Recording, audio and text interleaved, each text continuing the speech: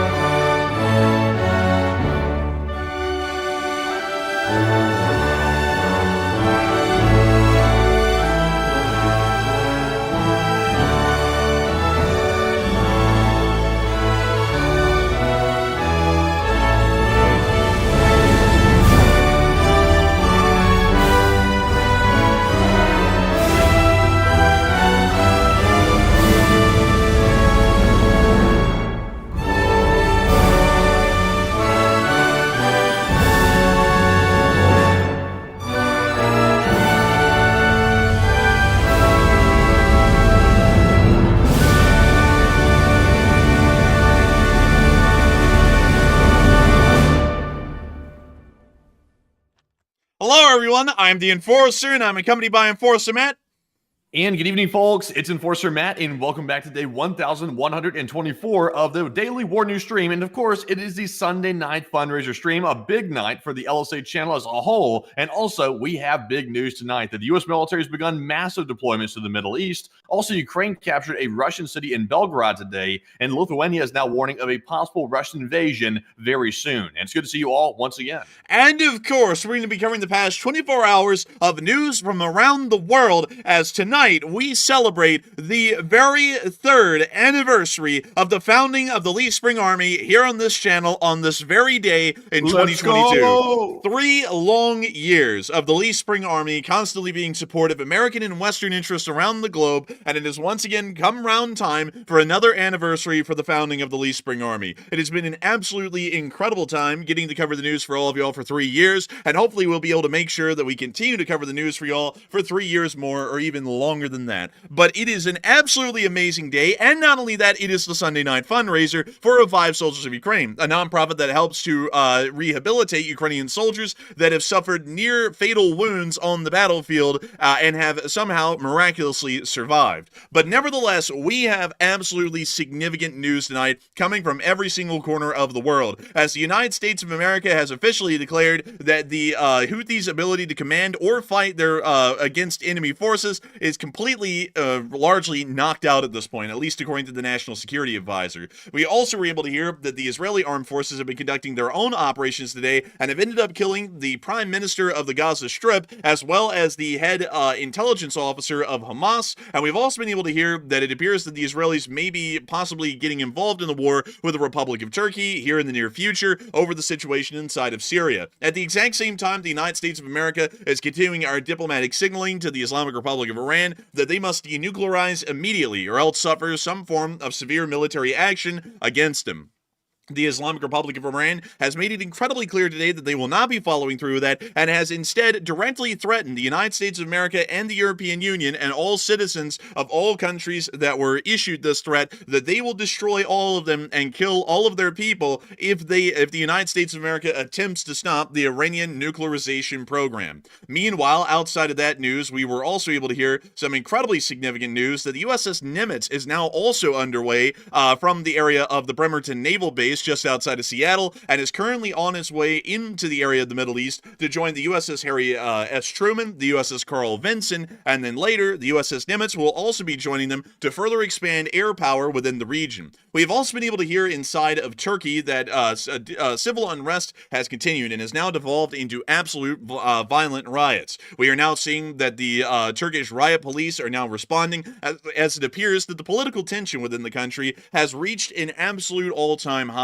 Meanwhile, outside of that news, we have been able to hear inside of Eastern Europe that it appears that the Lithuanians are now wildly concerned as reports are coming out that it appears that the nation of Lithuania may be invaded by the Russian Federation sometime in the fall. And considering this information, the Lithuanian government is now preparing to lay minefields across their borders with Belarus and the Russian Federation at Kaliningrad in possible preparation for this invasion that may be coming somewhere within the near future. Not only that, we've gotten major news from inside of Ukraine as Ukrainian armed forces have continued to advance inside the Belgorod Oblast and have been confirmed to have taken the entire village of Demidovka, and we've also been able to hear that they are now contesting the village of Grafovka at this point. Not only that, we have also been able to hear from the front lines themselves that Ukrainian armed forces are continuing to push the Russians back in Toretsk and also pushing the Russians away from the city of Pokrovsk. We have also been able to hear even further news as well that the Russian Federation has violated the unconditional energy ceasefire, as it appears that the Russian Federation has destroyed a significant substation or an electrical substation directly out of the city of Zaporizhia. We've also been able to see that Ukrainian armed forces have continued their attacks on Russian oil refineries and also Russian pipelines, which, oddly enough, the one down in the area of the town of Kavkazskaya spontaneously combusted today. We really don't know why it spontaneously combusted. The Ukrainians didn't even attack it, but it just decided to help the Ukrainians out a little bit by exploding a second time, literally just days after the first attack hit it and set it on fire. There is a load of news to cover tonight, and I cannot even exaggerate the amount of things that happened today. It is once again another wildly significant day. And while last night we saw that we had a decent amount of news, but not really a lot of it, today is nothing but big ticket stories and loads of them from every single corner of the world. And just even going through really this, crazy how Sundays, every single time, it's always like the biggest news stories that come out on Sunday of all days. And then on Monday, it might be a big day or it might be a little bit iffy on Monday, but Sunday is almost a guarantee it's going to be big something happening. it really is. And of course, well, you had to have a load of big things happening because it is LSA Day, so we had to have some news to be able to cover for all of y'all here on the very day of the founding of the Lee Spring Army. And so with that, we are now going to be moving on into the major news and moving directly on down to the Middle East. We were able to hear that, at least according to the National Security Advisor, Hamas leadership and fighting abilities has largely been decapitated through the course of the U.S. airstrikes that have occurred so far. To read y'all the direct quotes of the National Security Advisor speaking on the behalf of the U.S. government today to national television, we have taken out key Houthi leadership, including their head missileer. I'll actually be clear for all of y'all. I've never heard of a missileer today, and we'll be getting to that here in a minute. It appears to be a term that was heavily misused, but nevertheless, according to the National Security Advisor, we've hit their headquarters, we've hit communications nodes, weapons factories, and even some of their over-the-water drone production facilities just in the last couple of days, largely meaning that the U.S. Naval Air Arm has been able to largely neuter the Yemeni Houthis, their ability to command their forces, and also for their forces to be able to fight in any aggressive form at all, at least according to the statements from the National Security Advisor. This is a fairly significant development, as it once again is showing that the U.S. Navy has been able to inflict an incredibly high loss onto the Yemeni Houthis within about a little bit over a week's time frame of endless bombardments, or as we call it, unlimited soup and salad. However, there was one term that I had never seen used before, a missileer. And I was talking to Matthew before the stream on this one. I've never heard that term used, and we did look into it, and it appears to be an incredibly specific term, at least to how the United States uses the term, as a missileer is a person that is involved, actually one of the head people involved, in operating U.S. nuclear-capable ICBMs. I can be incredibly certain in saying this that the Yemeni Houthis do not have an intercontinental ballistic missile, much less one that is nuclear armed. So I believe that this word was supposed to be filling in for possibly the head of their surface-to-air missile batteries or possibly their anti-ship missile batteries, but it certainly was not in its original intended definition form, which is the head chief of the nuclear-armed intercontinental ballistic missiles of the United States of America that's involved in maintaining them. That wouldn't be the case. But nevertheless, we have been hearing that the Houthis apparently will be not having fun times into the future, at least from the information that we're getting at this moment. From what we know, the USS Carl Vinson is underway right now from the Western Pacific and is now heading into the area most likely of the Indian Ocean at this point, as it continues to transit towards the area of Yemen and Iran to be able to be involved in these air operations. But they are also going to be joined now by a third aircraft carrier. You heard that right. They said make it trouble and then make it triple. It wasn't double. They made it triple. They are now deploying the USS Nimitz to the area. The USS Nimitz is a Nimitz-class aircraft carrier. Crazily enough, who would have thunk that? But beyond that, the USS Nimitz is one of our other super carriers. This one was actually deployed out of the Naval Yard in Bremerton, near to Seattle, Washington. We can actually see it leaving the Bremerton Naval Yard here in this montage. Pretty cool. It's going right out of the area in Seattle, like right outside the downtown part of the city. Yeah, pretty much. I can actually show you all exactly where that is here in a second. It's pretty neat where the location is. So that over there to the left is the Bremerton Naval Yard in Bremerton, Washington. So to bring y'all over here to the Seattle area, this is the city of Seattle right here. And then across the harbor to the east, well, to the west, correction there, I'm not really good with it. But beyond that, in Bremerton itself, this is the Bremerton Naval Yard, and this right here on this satellite picture is actually USS Nimitz, CVN number 68. So you can actually see it on satellite footage sitting there. It appears that it was going under some kind of a refit or a light refit possibly, or some form of repairs, at least when this satellite picture was taken. But it was moored at this dock, we do believe, at the time that that video was taken. It was then pushed out, possibly by tugs, into the Sinclair Inlet, and then made its way through the area past Point White, and then into the Seattle Bay for the large part, or Elliott Bay as it's called, and then out through the area into the Puget Sound, and then on out into the Western Pacific. So that appears to be where it was. So to actually get y'all a little bit of geolocation here, just because it would be interesting to show this, there's the Naval Yard in Bremerton off to the left, and then is making its way past Bremerton. You can see the really populated, dense area of Bremerton over to the left. That would be the area of Minette here on Google Maps. The aircraft carrier then continues down the Sinclair Inlet towards Point White, which you'll see here in a second. And in this part of the clip, right there over to the left, that is Point White. So it's now passing Point White, and then on this right turn right here and into this open area, this is actually the beginning of Elliott Bay, and right over there in the distance, you can hardly see it through the haze, that is actually the city of Seattle right over there.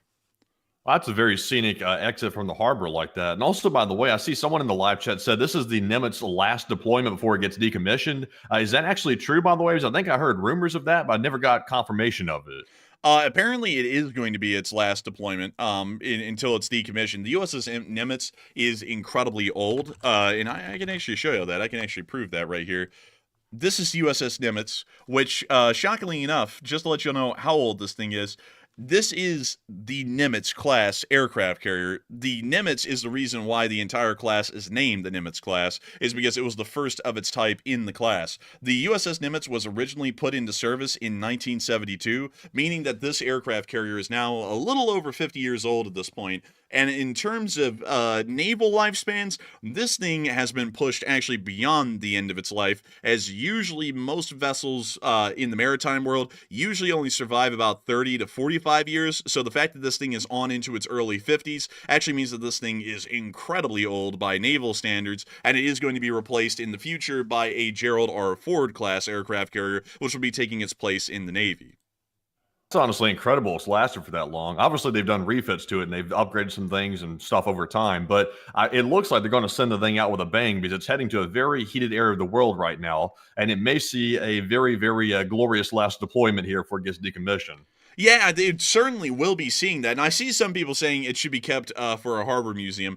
Sadly, due to classified components on board these aircraft carriers, which are still largely used even in the newer class, the Gerald R. Ford, none of these nuclear-powered aircraft carriers are ever going to be saved as a museum ship. All of them are going to be dismantled and scrapped at naval yards throughout the United States once they're decommissioned, much like the USS Enterprise and other aircraft carriers that have gone before it that have already been decommissioned and sent to the scrappers. This one will also be sent to the scrappers as well. It's a really sad thing because this specific class of aircraft carrier is famously known throughout the entirety of the United States. It isn't really like the Kitty Hawk class or the America class or any of the other classes like the Forrestal that came before it. It really is a class of its own and a very distinct kind of an aircraft carrier, and the fact that the actual namesake of the class is going on its last deployment is a little bit of a sad fact, but nevertheless it is the endless march of time. And much like many other classes of warships that have never been preserved for future generations to see, the Nimitz class will eventually be going into the pages of history, and something that will only be seen in the history books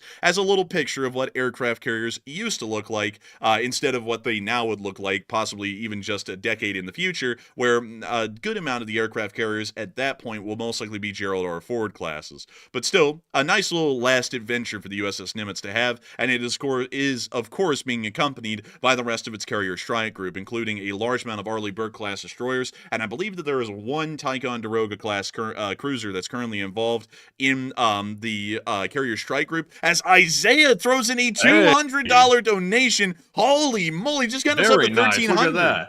Dang, very nice. Very nice. Very nice. Very nice. Oh, we love to see it, you know. But still, a very interesting thing about the Nimitz, but beyond that, it will be heading on out. The reason why I wanted to bring up where it was and where it was going is because this is actually a beautiful place. I have personally seen it. We were in Seattle about 6 months ago, and we got to see the area of Elliott Bay, at least at a minimum. And let me see if I can get you all down here near to the pier, because it was a beautiful place. So maybe this isn't it. This is also rainy. Let me see if I can get you all one where it's like sunny out.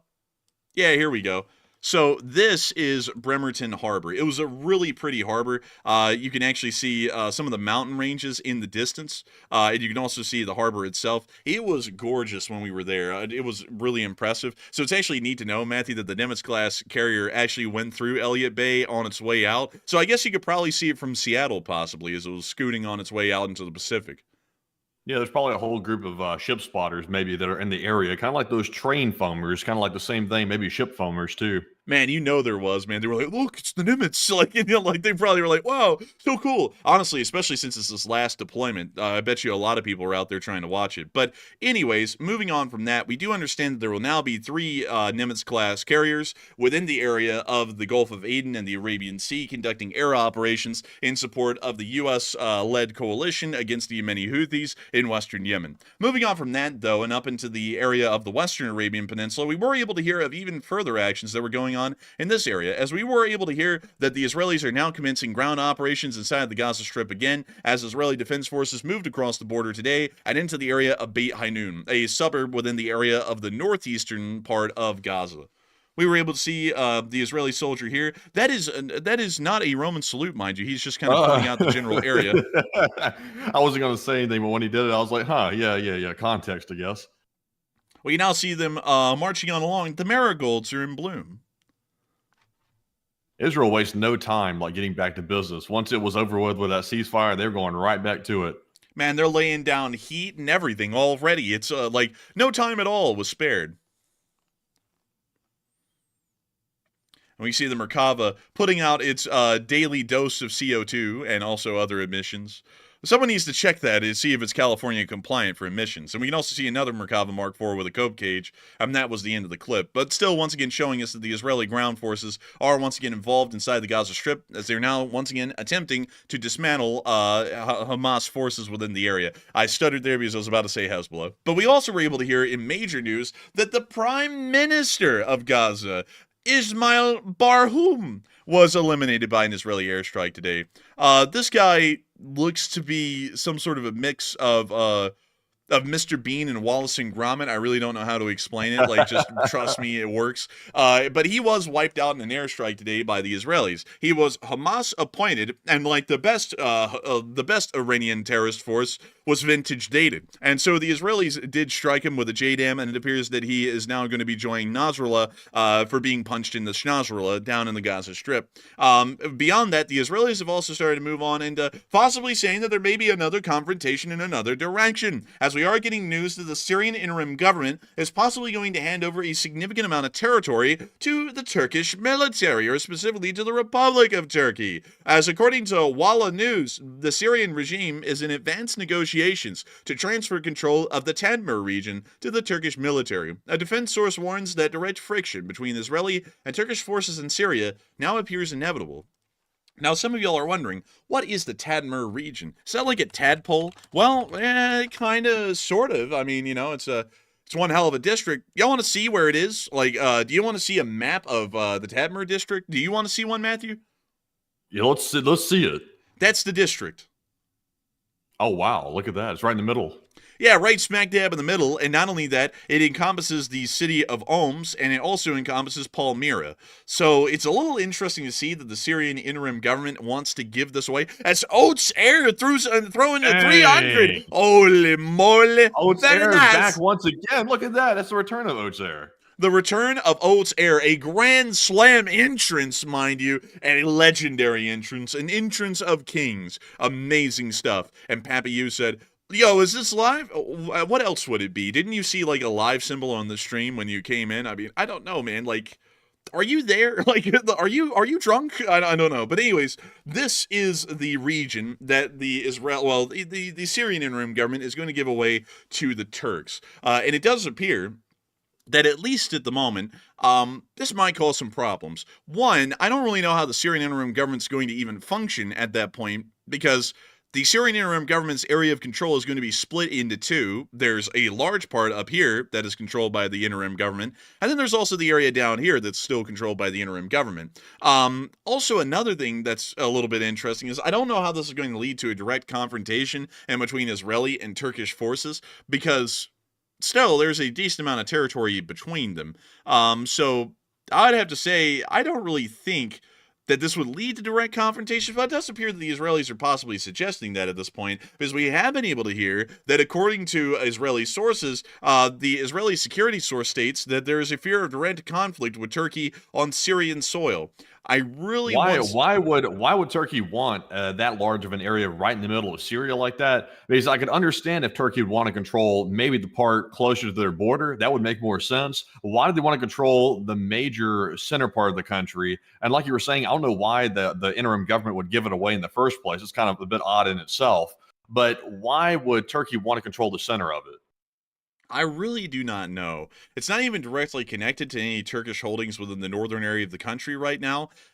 I personally would be honest with you, Matthew. I have no clue how that's going to work or why that's even being considered at this point to give away the Tadmur region. The whole thing's confusing to me. But one thing that isn't confusing is Bill Thomas throwing in a $300 donation to the fundraiser. We are now up to $2,000 raised in 30 minutes. That's crazy, man. That's fantastic. We're only like, what is it, like $450 away or something like that? That's fantastic. Man, we are only $466 away from the fundraiser goal.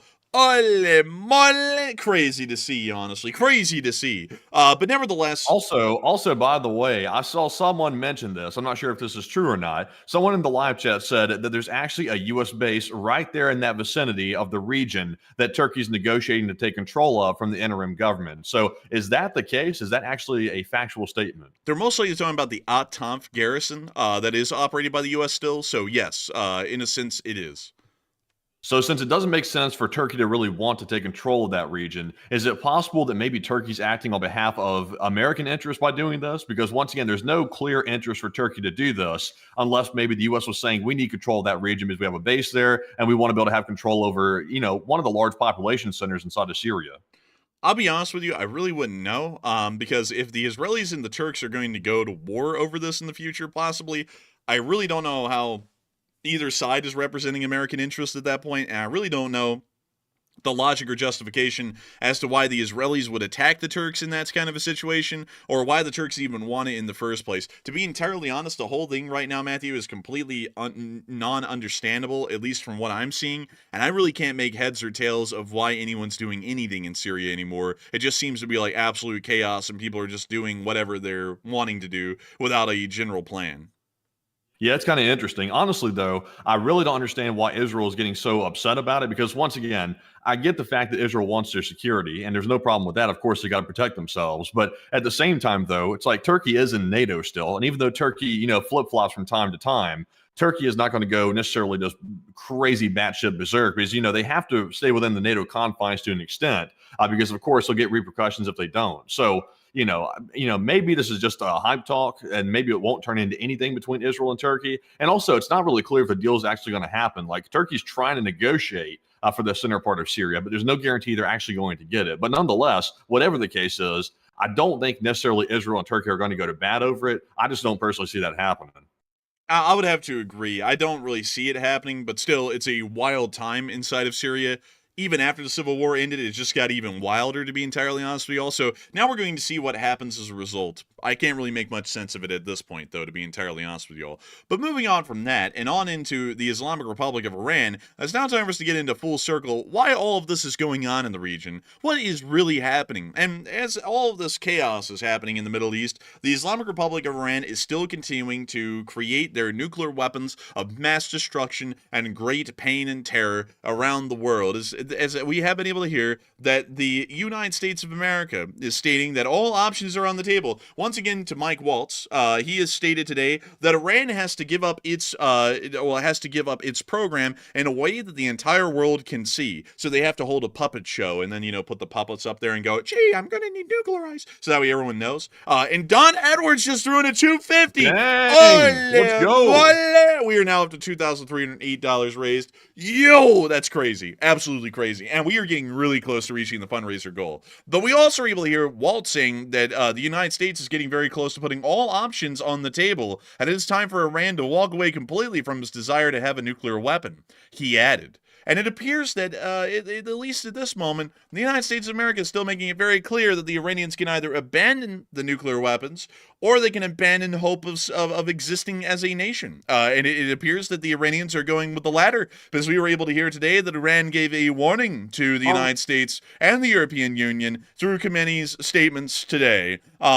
This is something that I'm not going to be showing because there is a QR code over there and a logo in the top left. And if this is an Iranian news agency, they might try and copyright us. We can't show it on screen as Nicholas Condor throws in a 250 and gets us literally within inches of the fundraiser goal. We are only $18 away right now. Ale male. Crazy, really crazy, honestly. Damn, son, where'd you find this? Damn, son, where'd you find this? I'm not going to show the clip because of copyright reasons, but we can read the summary up top. Iranian Ayatollah Ahmed Khatami, or as we call him, Khamenei, speaking during Friday prayers in Tehran, issued a stark warning to the U.S. and European powers, declaring Iran, and I quote, "will wipe them off the face of history." He also slammed Turkey, calling its warning to Iran over involvement in Syria hypocritical, given Ankara's own clear interference in the region. Oh my lord, we hit the goal! Jugga, Igor. I tell you what, look at that. Oh my God, it sounded like the enforcer was dying over there on LSA Day of all days. We have hit well above the goal already, and big thanks to LSA for making that happen once again. We just saw another massive 200 come in just now from Trism 666, and it is now up to almost 28. It is 2,800 now. Look at that. It keeps rising as I'm going. I got to catch up, Enforcer. Take over from here. Holy moly, we are now up to $2.8 thousand raised on the fundraiser. Krasse! And I gotta say, what an amazing day. On LSA Day of all days, we have hit the fundraiser goal in less than 40 minutes since the stream started. Wild to see, and I love to see it. I gotta thank all of y'all once again greatly for supporting this fundraiser tonight, and once again showing why the Lee Spring Army has been so strong and unified over 3 entire years of existence, and will be for 3 more. And so, a massive shout out to all of y'all once again who supported this fundraiser tonight, and all the folks who are here to see such an amazing accomplishment achieved once again, I tell you. And also, But with that, I got to make sure to try and keep on the news because my mind is racing to make sure that we cover the news for y'all. He also slammed Turkey, calling his warning over Iran over involvement in Syria hypocritical, given Ankara's own clear interference in the region. Now, this is what is interesting. They are threatening to kill everyone in America and Europe. Now, some people like Tucker Carlson would say, why does America want to bomb Iran? And to him, I call him a traitor. But it would be fairly clear that they are putting the lives of American citizens across the board at threat. They don't care if you like them or not. They want you dead. If you piss red, white, and blue, you might want to get that checked out by a doctor. But if you piss red, white, and blue and you're an American citizen, they want you dead. If you wave the Union Jack, they want you dead. If you wave the flag of Germany, they want you dead. They want everyone dead. That is, anything involved with the West. Every single one of them, they want them dead. So it is quite clear at this point that they are an enemy of the United States, not because of our selection, but because of their own designation and their own wishes to kill American citizens. It is in my opinion, it is in my wholehearted opinion at this point, that those words are largely paramount to war. I believe that we should push forward with aggressive denuclearization. I believe that we should bomb the nuclear research and development sites. I also believe that we should possibly drop a bomb directly onto Khomeini's palace himself, just to make sure that the guy who actually pushed forward this whole entire nuclearization program isn't around to try it again. Maybe we would also want to make sure to get the rest of the Iranian parliament, and maybe the executive branches while we're at it as well. Maybe that would be a good move, because if anyone's going to go down in the pages of history, it's not going to be the good old US of A. We still got a little bit of steam left, but the Islamic Republic of Iran is running out of steam. I'd have to say, they're about to clean out. I'd have to be honest with y'all. And what we're about to do to them is going to be so bad, people for decades in the region are going to be saying that it wasn't haram. But beyond that, a lot of people have been talking about this, and U.S. officials declared Iran must completely dismantle their nuke program or face complete dismantling of their country. And a lot of people are wondering, is it a bluff or is it not? And it seems like a lot of people believe in, no, it's not. And the U.S. is going to be going to war over this one. That's for sure. Others are saying that it's a bluff by the U.S. Others are saying that Iran will make a deal soon, because we all know that Iran is the master of the art of the deal. And others are unsure and undecided. But Matthew, what are people thinking about this, and what are you thinking about it as well? All right. So is it a bluff? Because today, like the enforcer said, the U.S. officials told Iran they must completely dismantle their nuke program or face war. So about 51% said no, the U.S. will go to war over this, and it is not a bluff. 28% said yes, it is a bluff by U.S. forces, and 12% said, Iran will probably end up making a deal very soon.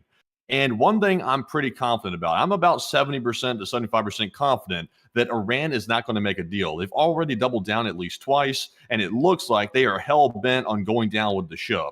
And once again, they're not going to give up their nuke program, because that's basically their only saving grace at this point to avoid getting invaded, because it's coming soon, because Iran is a rogue state and the United States is trying to deal with that threat because of the proxy forces running rampant in the Middle East. And the only way to actually deal with those proxy forces is to go straight to the source, which is Iran. So the nuke is their last hope in Iran to basically stave off invasion of their country. So I would say I'm with the 51%. The U.S. will certainly go to war with us. And honestly, I would say that this is going to be the next war that breaks out.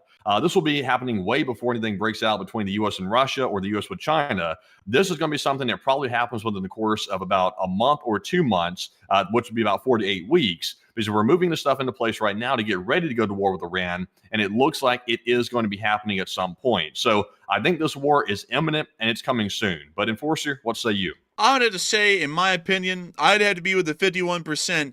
These hands are rated E for everybody, and the Iranians are going to be catching a lot of them. At this point, the Islamic Republic of Iran has made it very clear that they're not open to negotiating about denuclearization. They are pursuing nuclearization as fast as they possibly can, and with those two things combined, this is a serious threat to U.S. national security interests globally, and also, most importantly, regionally, and for this reason, the United States has to act. The committee is going to be learning who goes down in those pages of history that he was talking about today. You know, there were a lot of countries that have gone down in the pages of history that once existed in the area of the Islamic Republic of Iran, and I don't think we have to remind them that the United States of America has been a considerable helping hand in bringing a couple of those to a conclusive end just several decades ago. So I think that they might need to step back a little bit, maybe reconsider their position, because it's either that they give up the nukes or they give up their government and their country, at least as far as they're viewing it right now.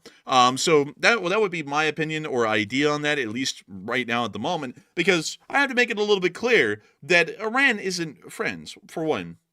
Iran wants all Americans dead. I know that some people, they like to put flowers in the barrels of guns and go around and, sing Kumbaya and all that garbage, like Tucker Carlson. But the thing is with that is that if you do that and someone's openly saying that they are going to kill you one day when they get the chance, you're really just putting everyone's life on the line to feel morally superior.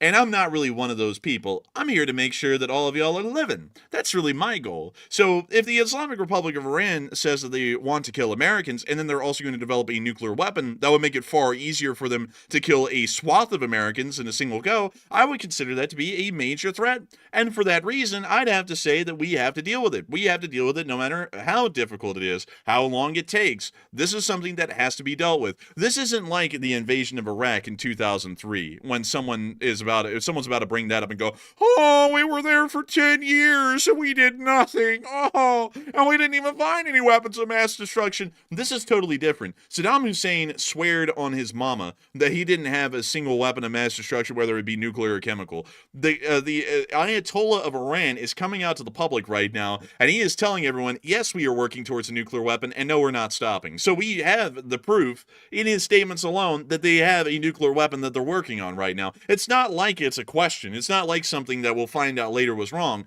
and we don't even need intelligence for it. He literally is coming out and saying it nearly every day, like he's been doing it for weeks. We've been seeing it. Like, there's no way to hide that or act like that's not what's happening. He's literally saying it out of his own mouth. But with how things work these days, Matthew, they'll be on Fox or CNN tomorrow going, there's never been any proof that Khomeini wants to kill Americans, and there's never been proof that he's making a nuclear weapon. He never said it directly. And it's like he did. It's like there's actual audio bits of him saying it. Like, we have tons of them on our channel. Just go back and watch our videos. You'll see that they're there. So we have to deal with them. If we don't deal with them now, we're going to be regretting it later.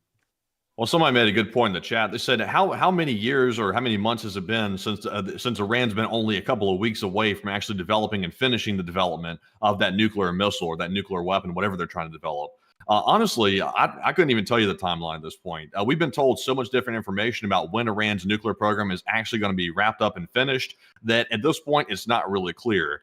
We were told, I think a couple of months back, that they were just a couple of weeks away from finishing it. And now we're being told that they're still in development months later and they still haven't finished it. So honestly, I'm not really sure. It could be maybe they're just sort of ballparking it, or maybe they have some concrete evidence or intel indicating when it's actually going to be finished. But the lack of certainty and knowing when it's going to be really finished, that is going to create some problems. But nonetheless, honestly, I'm kind of on the fence whether or not they already have one. That's what I'm thinking in my head. But enforcer, what do you think? Do you think they have one, or what do you think the case is? I would say they don't have one, because if they had one, they're going to want to announce it, because the Iranians aren't going to want to instigate a war with the United States, because even if they have a nuclear weapon and they keep it secret, we're still going to bomb the hell out of them in a false hope of denuclearizing them, and we're going to destroy a lot of their assets in the process. So if they had one, like, for example, that 4.6 earthquake near Natanz the other day, they would come out and say, that was our nuclear test. We have a usable working nuclear weapon right now that we can fire to anyone in the region, and at that point, all hostile action against Iran conventionally is off the table. We wouldn't be able to touch them from that point on.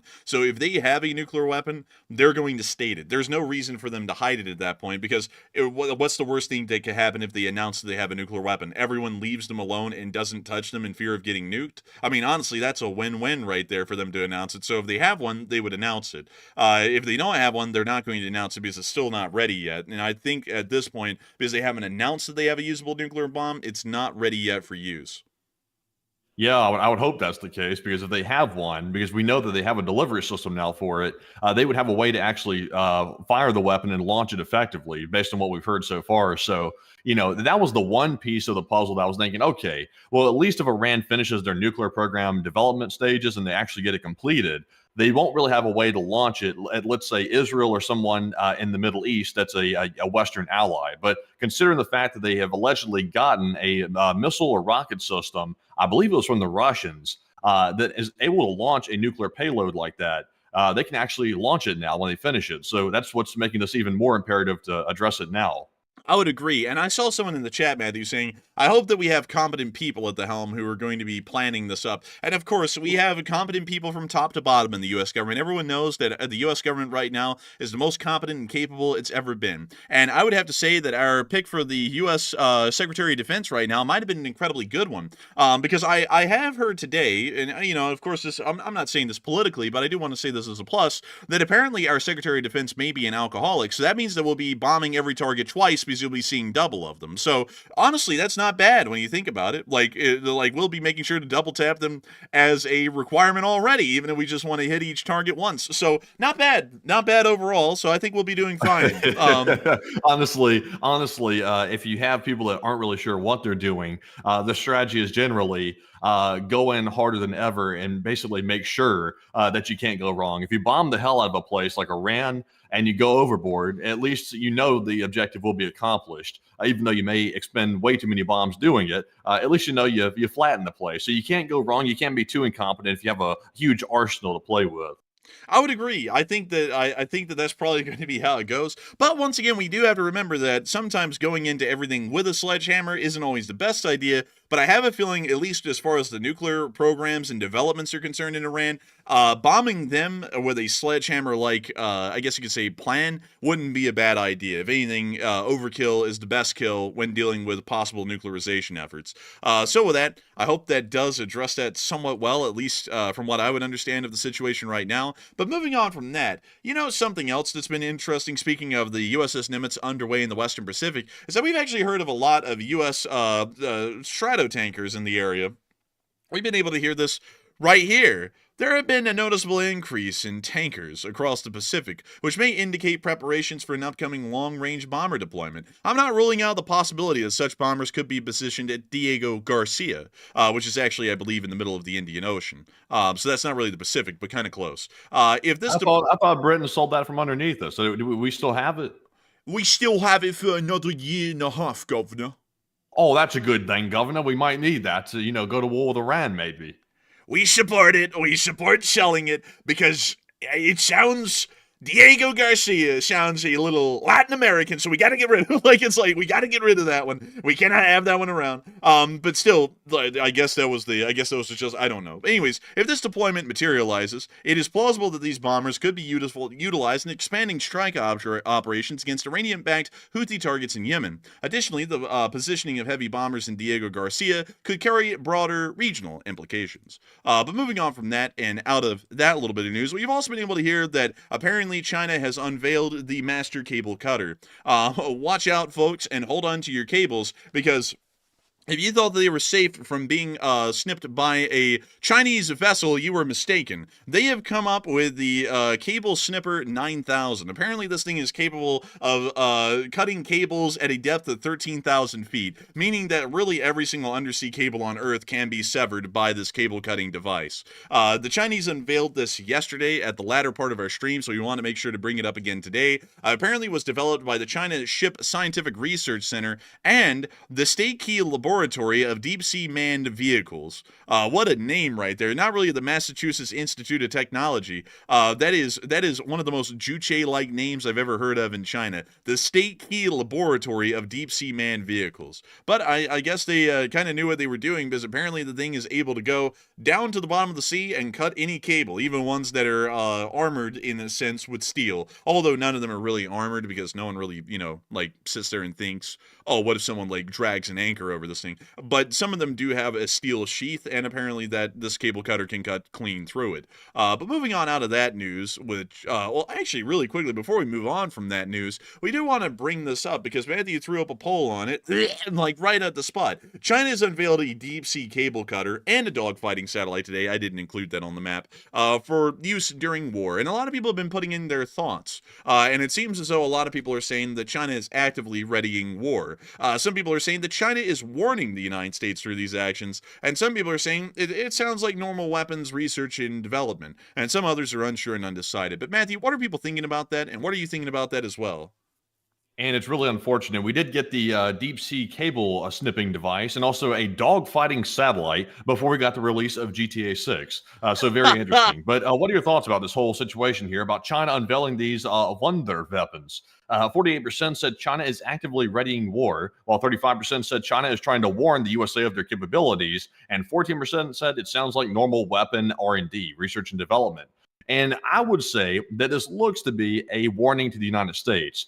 The U.S. military or some arm of the U.S. military did mention today when China did unveil their dogfighting satellite that they had observed the satellite actually dismantling or sabotaging another Chinese satellite in a test. So it's been observed to actually work, and it can apparently take out satellites in Earth's orbit. So that's very concerning for our comm systems. And also cutting the deep sea cables, we've already seen how detrimental that can be. Because they've been testing it around the world pretty much secretly with these vessels roaming around everywhere. And that can be very detrimental to data links around the world. And it can, of course, hinder countries in a time of war. So I would say it's a very clear warning showing the capabilities of China, directing it right at the West, some with the 35%. But Enforcer, what say you? Also, I'd have to say really quickly, I have to clarify this, Matthew. Someone brought this up. They said, you pretend to be non-political, yet have the U.S. national anthem for 20 minutes in your intro. That has nothing to do with being political. That's called being patriotic, which is kind of a requirement for being a pro-American. But I would have to say that it does appear that China is actively readying for war. We do know that they have territorial ambitions to take the island of Taiwan eventually in the future from the Republic of China's government. So for that reason, I would assume for now that they are probably using, making these developments to prepare for war. The undersea cable cutter could be used to sever vital communication links in between the United States and other countries around the world and disrupt economic activity. And also the dogfighting satellite, or more so how I heard it today, the jump on another satellite and start ripping it off, ripping it apart with your arms satellite, is apparently in space at the moment. So I would have to say, in my opinion, those sound like moves getting ready for war. Also, I heard that damn space gremlin, man, it jumps on other satellites and rips it apart like a damn gremlin at midnight. Dude, I heard that the Chinese actually put an audio speaker on it, which is where when it like clings onto another satellite and starts ripping it apart, you hear, but you can't hear it sadly because it's in space. But beyond that, it does seem as though, based off of the two, the Chinese are still moving towards being ready for war, and these are parts of their war preparations that are a little bit odd. I'm not going to lie. Like it's not really a dogfighting satellite because once again, it's not really like it can maneuver. It orbits in orbit. Like it just orbits, but you can kind of guide it a little bit or speed it up slightly and slow it down just a little bit for it to be able to intercept certain satellites and then rip them apart. And so that's kind of what it does. It's technically not really dogfighting, but it's also a dogfight. Pretty much like kind of deduces that there are two active fighting groups. And the other satellite's honestly harmless. Like, whatever satellite the Chinese are targeting, it really can't maneuver at all. So the Chinese are just flying this thing up to a helpless satellite and ripping it apart to pieces. Honestly, kind of like what the Chinese Communist Party does to the innocent people living in China, but, in space. But anyways, with that, I hope that does address that somewhat well, at least in my opinion. And with that, also, someone said you can maneuver in space. It's very limited, though. Like yes, you can maneuver in space to a limited degree, but you're not going to be doing, like, say, loops. You're not going to be flying like a plane, like, just to put it that way. Planes can fly because they're in the atmosphere. So they can generally fly around in loops and circles and such things.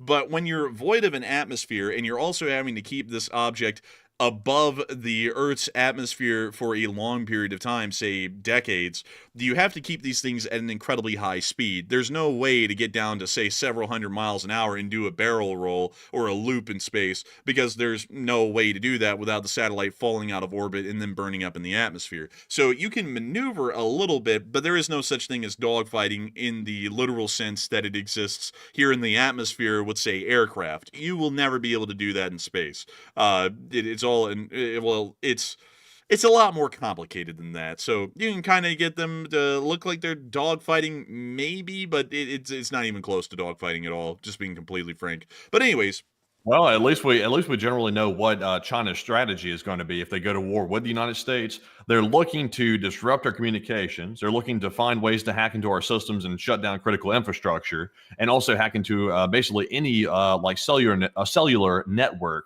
that we have in the country, to try to shut those down as well, and also cut the undersea cables. And also, they're planning on focusing very heavily on drone style warfare, including naval drones and also air drones as well. So they're going for an unconventional style of warfare, which honestly is not a bad idea for China's sake of things, because they don't have a strong navy like we were looking at last night, a very weak navy. And also, their army as a whole, while it's very large, they don't have much real world experience. So they're going for a very like high tech, advanced side of warfare to try to make up the difference.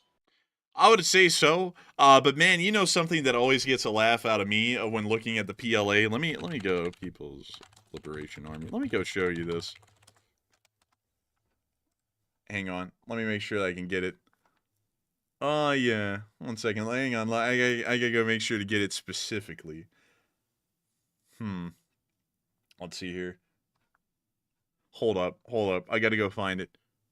This right here. This is a recent picture. It was taken in 2022. I remember these. This was a military exercise that they held in Tibet. I'm not gonna lie, dude. Those helmets that those guys are wearing are literally the personal armor system for ground troops model helmet, and the Chinese just ripped it off and then literally got like the tricolor Sark like helmet cover and put it on as well. Like like this by the way is what a normal Chinese unit actually looks like, the ones that don't go on military parades like these, which are what they want you to think of when you think of the PLA. The normal ones actually look and are equipped more like this, or even worse than that in reality. And it's just so funny, man. Like it is hilarious because a lot of their equipment is generally a knockoff of someone else's, or their design concepts are a knockoff of someone else's. And they generally do them about as good if they're relatively simple concepts, or poorly if they're a more advanced kind of a technological concept. Interesting. Yeah, I would agree. It looks very, very basic. I do say I'm not an expert in the helmets, but the helmets, just from a layman's perspective, they look kind of basic. Also, by the way, am I seeing this correctly? Are those Toyotas back there in the background, even behind the Chinese army as well? Yes. What is that, like the vehicle of the baddies or something? Pretty much, yeah. I mean, like, honestly, Toyota's pretty reliable, though. I mean, they got pretty good, Yeah. pretty good preference there. Like Toyota isn't bad.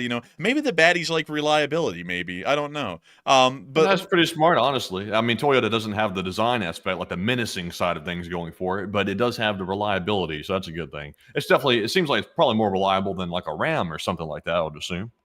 I would guess. I mean, like, obviously, a Ram is also American, and they can't have that filthy American car on their soil. They have to have a Japanese car instead. And I thought that the Chinese hated the Japanese for historical reasons. But also, man, look at this blinged out, cheap looking like mini Hummer. Oh, oh my God. That looks like one of those like cheap kid cars that people buy to like, get around like emissions laws and stuff like that. And they build it from the ground up in the garage. It looks like one of those. It doesn't even look commercial. You know what's even more shocking, man, is that that's Xi Jinping standing up in it. For real? Yeah, that's him. When was this taken? Do you know?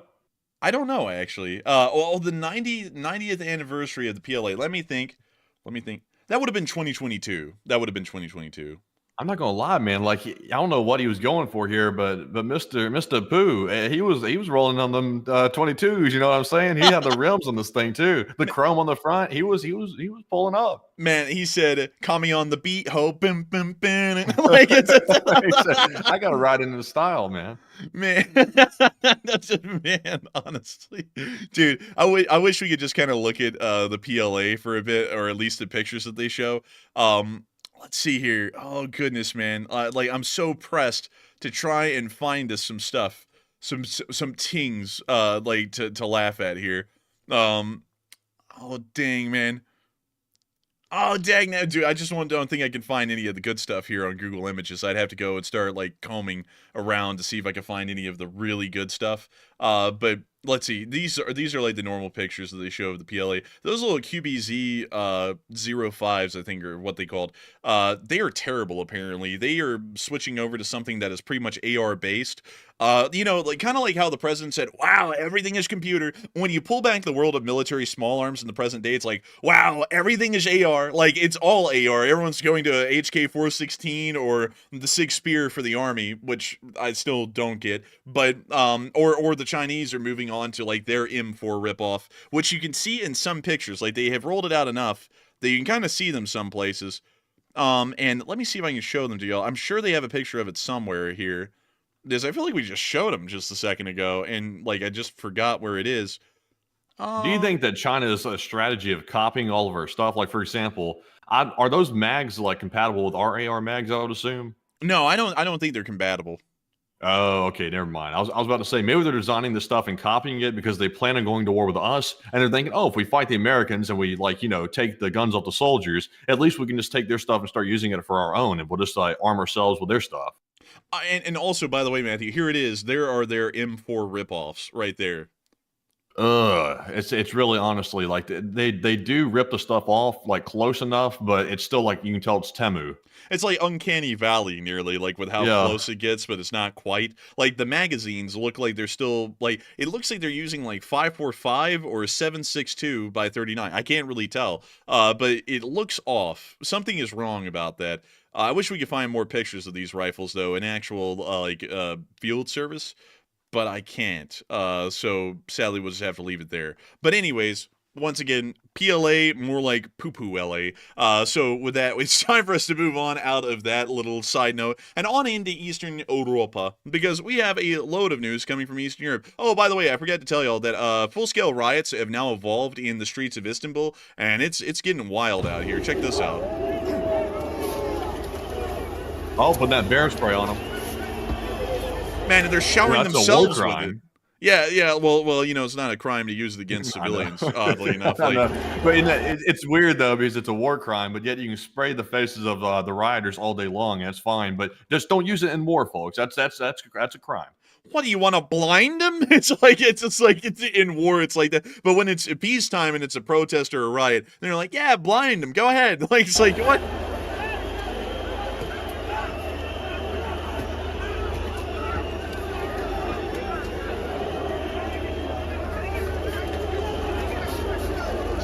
Also, I like, by the way, man, how all of them are covered in a nice, decent helping of bear spray now. Because if you notice, man, it was like atomizing in the air and pretty much turning into a mist around them. So I guess they're also dealing with some of the after effects of that right now. Oh yeah, they're coughing. Yep, they're choking up.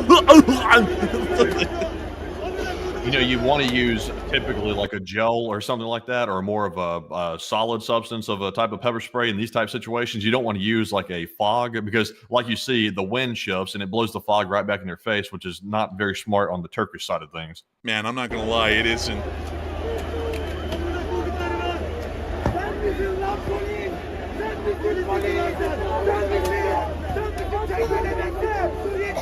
How the hell these guys are still like yelling through the pain of the bear spray is beyond me. Bro, they're just built different. Really, honest, that bear spray is a doozy. Dude, did you see that? This guy actually incited one of the police right here. He was like, yo, mama's so fat. And that guy said, yo, mama. Like, and then someone was like, whoa, calm down. Watch, man. Look, he's going off. Watch this guy.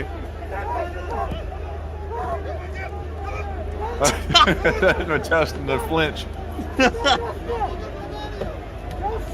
And then someone else had to walk over and hold him by the hand. They're like, yo, chill. Like, honestly, crazy though. Like, look at none of the protesters seem very fazed by the bear spray. Like, most of them that got sprayed are just standing there like nothing. Dude, they're like, you thought that would take us out, but the wind was in our favor. Screw you, people. Like, it's like, dude. But moving on from that clip and into our next one, we got even more footage of it today. It's just straight up riots right now in Istanbul and in Ankara. But here's another clip. When you see the cops Honestly, the cops have apparently no body cams over there or any kind of control. The cops are going wild. Are these even cops? Yeah, these are the police. Like, these are the national police. These guys are just running around like just like wild ravers or something, just kicking and slinging and everything, like just crazy. Man, honestly, man, like, there needs to be some accountability here. Like, Oh, like wow, that look guy at this just guy. that guy just sprayed pepper spray up his ass. Like, did y'all see that? Like, Oh, that's gonna be bad. and now the cops coming up and harassing the cameraman.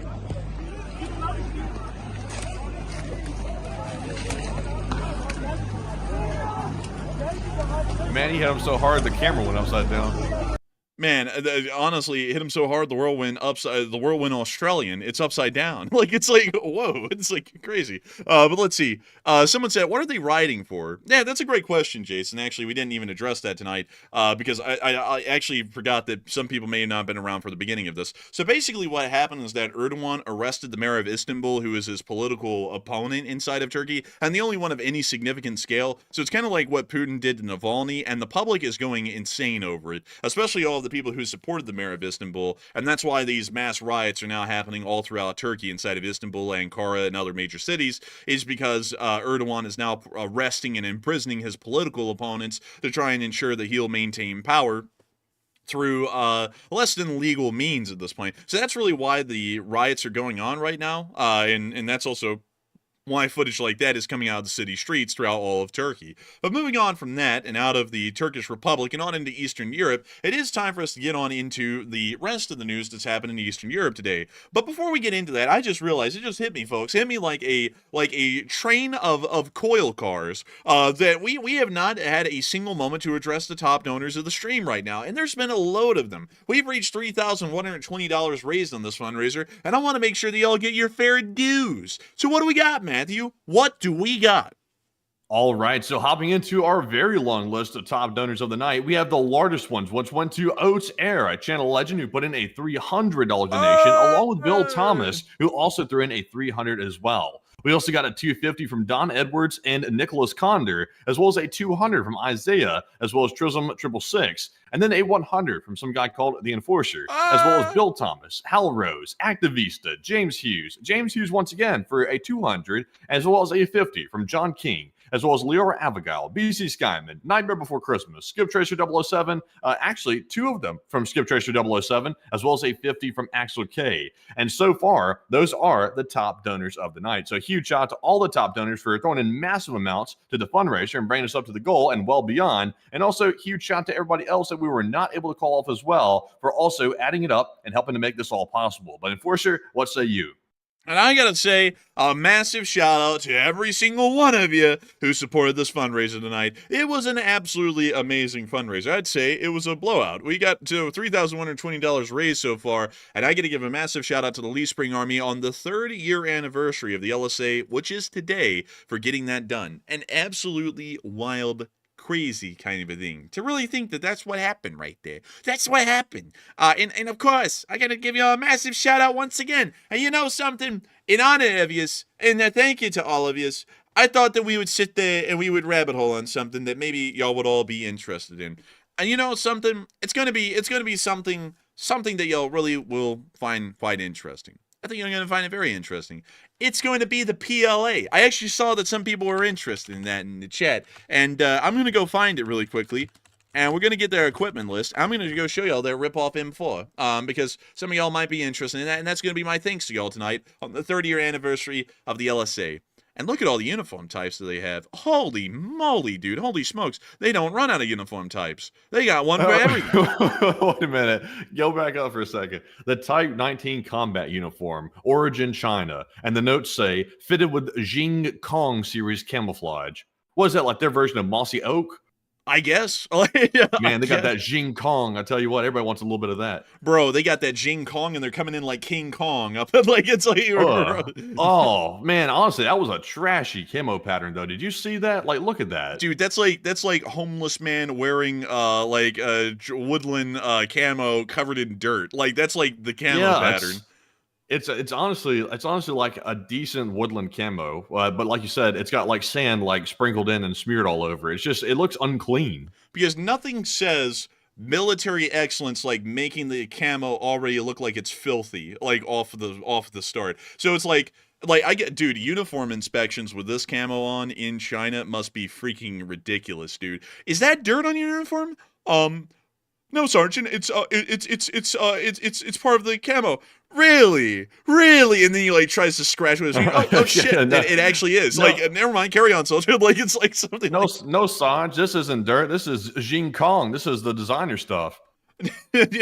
bro, this is King Kong straight from Shanghai. Like it's the real deal. Like man, oh my lord. Anyways, moving on from that and on down the list.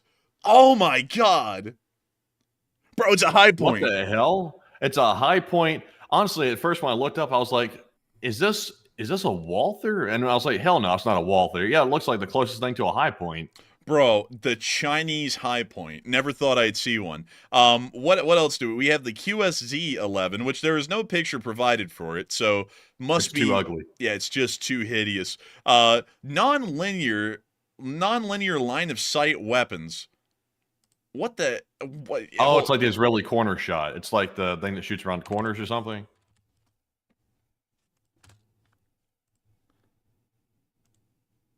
I think it's a rifle, isn't it?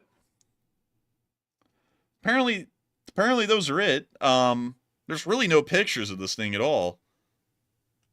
It's a secret. Super secret. But moving on from that and down into the guns, we of course have the famous Type 79. Many people have known it for its reliability. Oh my god. Bro, what is really it? reeks of communism. Bro, this thing reeks of commie garbage right here. I don't even know how it works, honestly. Like is it like a short stroke gas pistol? What is it? What is that thing actually? Oh, how does it work? It works on hopes and prayers. That's how it works. Man, let's see here. It is a short stroke piston. It actually is a short stroke piston. So I actually got that right looking at that on the first go around. But it's apparently still in service. A limited service at least, but still in service. But that's one of their submachine guns. They also have this thing. Oh, it looks 3D printed, like it's out of plastic. Is that a 3D printed silencer to go with it? No, that's a whippet, so that way you can get high and forget about the piece of shit gun you have. like that's honestly, this thing is awful. It's all plastic. Wow, everything is plastic. Like it's terrible, honestly. But let's see.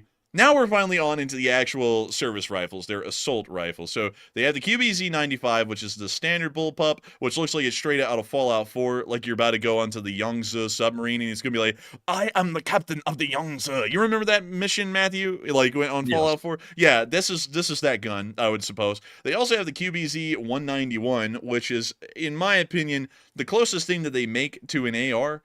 They do make an AR ripoff. It shoots a 5. What in the hell?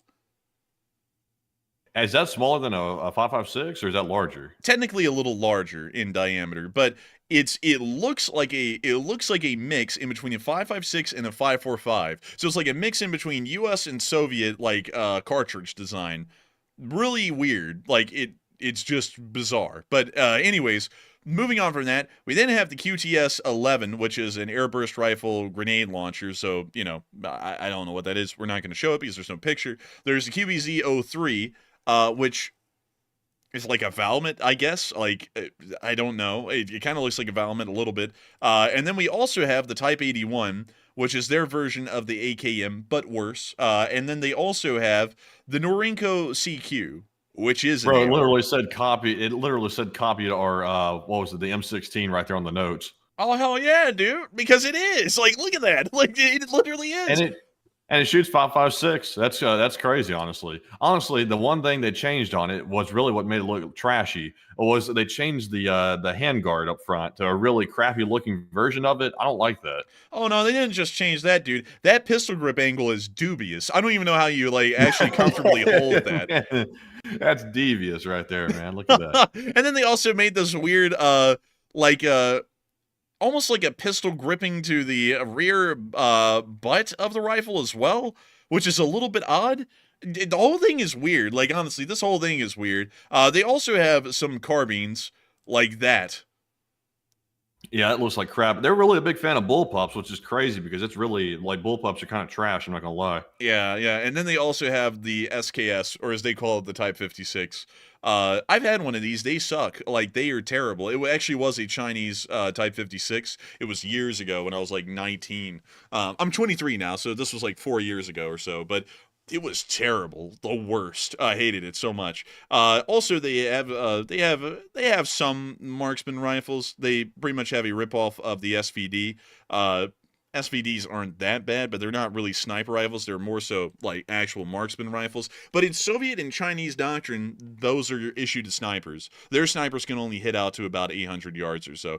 Our snipers can hit out well beyond 800 yards. 800 yards is nothing for a Western trained sniper. They also have this thing, the QBU-88, which is just the QBZ-95, but the barrel was lengthened and the magazine was shortened. And they call Is the it a sniper. is the bipod tall enough? I mean, geez. That bipod is tall enough, dude, that they're like the angle at which they aim this thing, they are never aiming at targets on the ground. They're aiming for aircraft. It's an anti-aircraft Yeah, gun. seriously, they got some serious tilt on that thing. Man, like let's see here. They then have sniper rifles, like actual sniper rifles. Honestly, that thing doesn't look too bad, honestly, but yeah, the looks are deceiving. Let's see here. What else do? Oh my God, that's a light machine gun. Oh man, they got the drum mag on there. Honestly, like I will say this, I'm not going to pretend to be an expert, but I've heard the drum mags jam real easy, and they're Yes. very unreliable. So I wouldn't want that in the war. In my experience, drum mags pretty much across the board are wildly unreliable, even if they are the highest quality. Like, jams are just constant, and reloading them is a significant pain. That's why stick mags really are the only thing you see anymore, is because the drum mags are terrible, like horrendous. Apparently 30 round magazines are probably more common, or they can have the 75 round drum magazine. But honestly, at that point, it's like, why not just have a belt-fed light machine gun? Because that is far less prone to any kind of jamming issues, well, at least in theory, than this. But they also have the QJY-88, which is actually belt-fed, but that's on a tripod. I don't really know. Anyways, moving on from that, we also have the Type 81, which is their version of the PKP Pechnik. Once again, with... That kind of looks like another drum mag. Is that a drum mag? It is. It is another drum mag. Ew. It is. It's honestly, that's terrible. Like, they don't seem to be prioritizing like reliability with these weapons because they have a lot of plastic on most of them, which is not good for reliability or endurability. Also, drum mags are known for jamming and just overall like really cheap parts. So it looks like if you drop these with like that stamped like metal they used to like put these guns together, it would probably dent real easy too with how thin it looks. Bro, you drop these things onto the ground, they flatten out. It flattens like a two-dimensional piece of paper. Yeah, dude. Also, let's see. They have the QJY 201. Honestly, I'm very fascinated by the optic on this thing. Like, what is that? A thermal scope or something? I don't know. I actually don't know about that optic. Oh wait, whoa! Is that a soft mag pouch or something? What is that? Yeah, that's a soft mag pouch.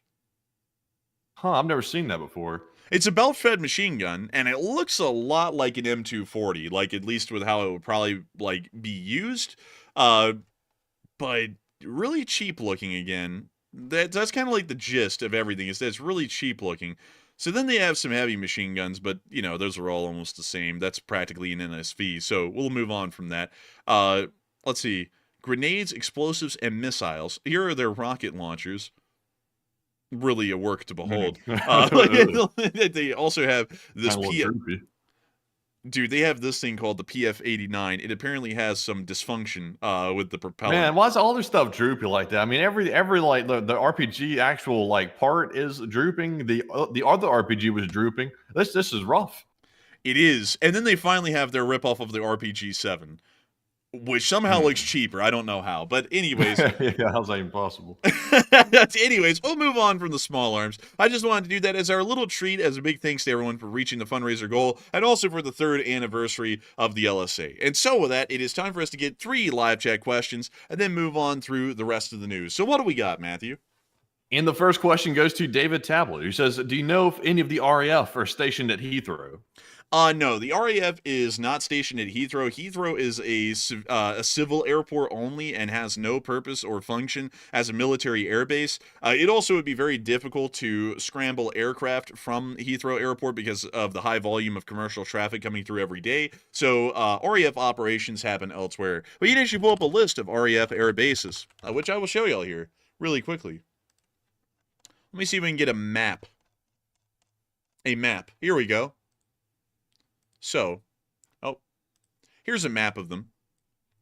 So these are your flying stations, training stations, support stations, air surveillance and control system sites, air weapons range, MOD aeronautical test and evaluation sites, and U.S. Air Force installations. And it doesn't appear that any of them are Heathrow. None of them are, because Heathrow would be about right here. It appears that the closest one would be Northolt, which we can probably find somewhere out here. It looked like it was in the North London area. Let me just type it in. Northolt. UK. Where would that be?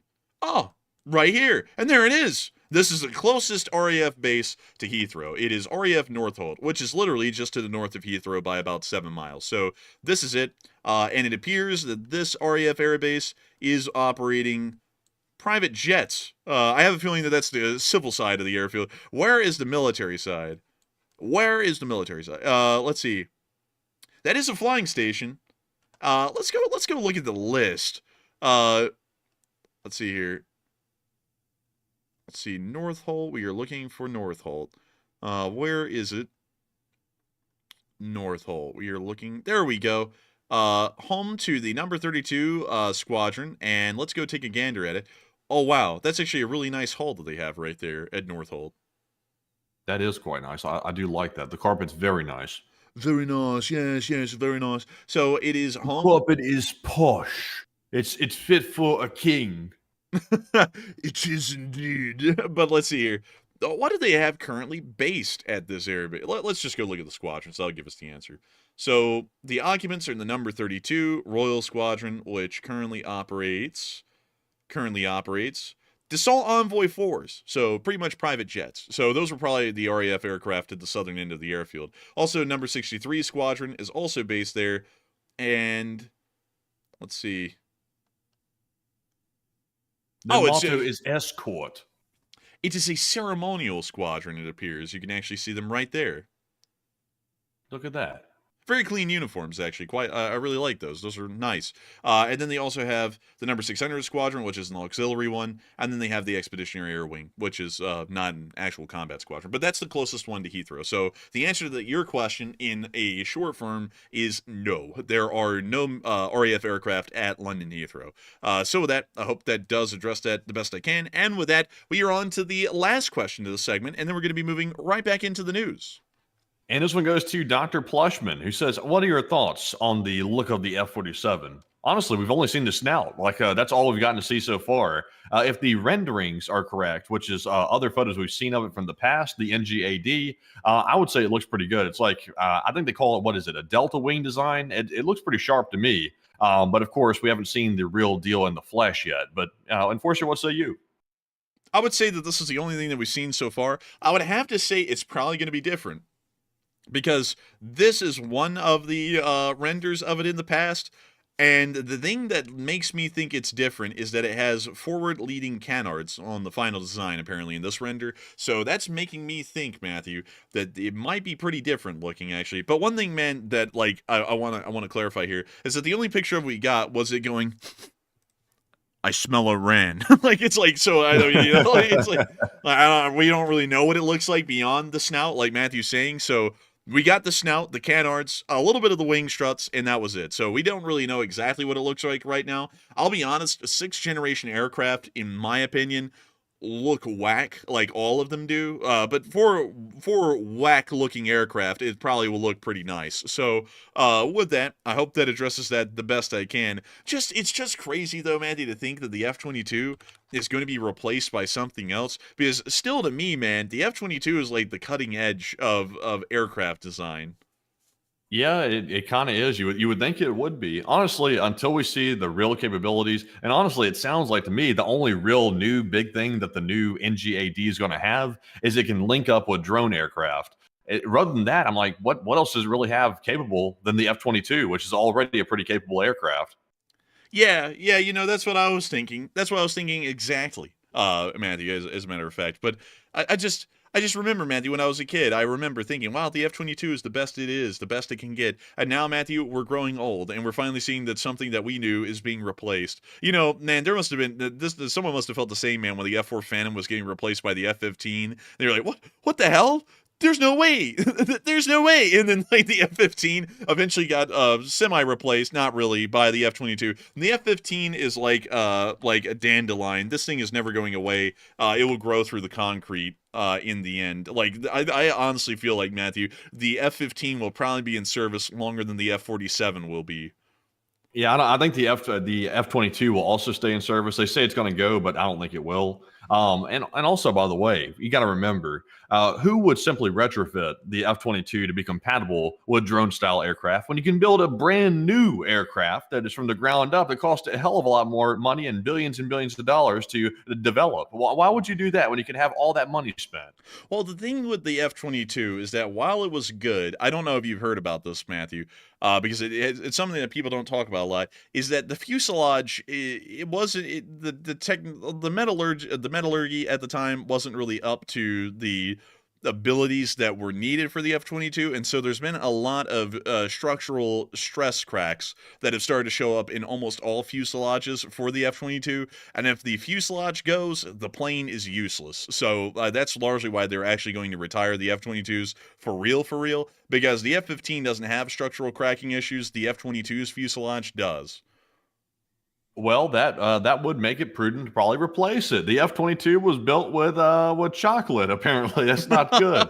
Well, it was built well at the high standards. Problem is that just because of how advanced it was at the time, and that metalworking wasn't really as advanced as it needed to be, it was kind of like the abilities that it needed and the strength of the metal at the thinness that it was needed wasn't available at that time. So they kind of ran into the issue. It was too far ahead of its time, and so that's why we're seeing that there's cracking issues. Still, these things are the coolest things since sliced bread, in my opinion, for an air superiority fighter. It looks better than the Su-57, which isn't even stealth, and the J-20, but it's sad to see that it will eventually be going. Anyways, with that, it is time for us to move out of this question segment and on into the rest of our news. We still have so much news to cover for y'all, and so little time. And so moving on into Lithuania, we were able to hear that Lithuania has been at least concerned that Russia will attack in the fall when the leaves are falling, and not only that, Russians will be falling from the skies. A Russian attack on Lithuania could happen as early as this fall. Russia has announced large-scale exercises in Belarus. The Baltic states are concerned that Russian armed forces could cross the border during these exercises. At the same time, NATO's Article 5, at least for the U.S., may no longer apply, against which the deterrence mechanism is weakening. As it means, in short, Lithuania might be invaded, and Lithuania is now laying out mines, along with the Polish, around their border to be able to protect themselves from a possible invasion by the Russian Federation or Belarus in the future.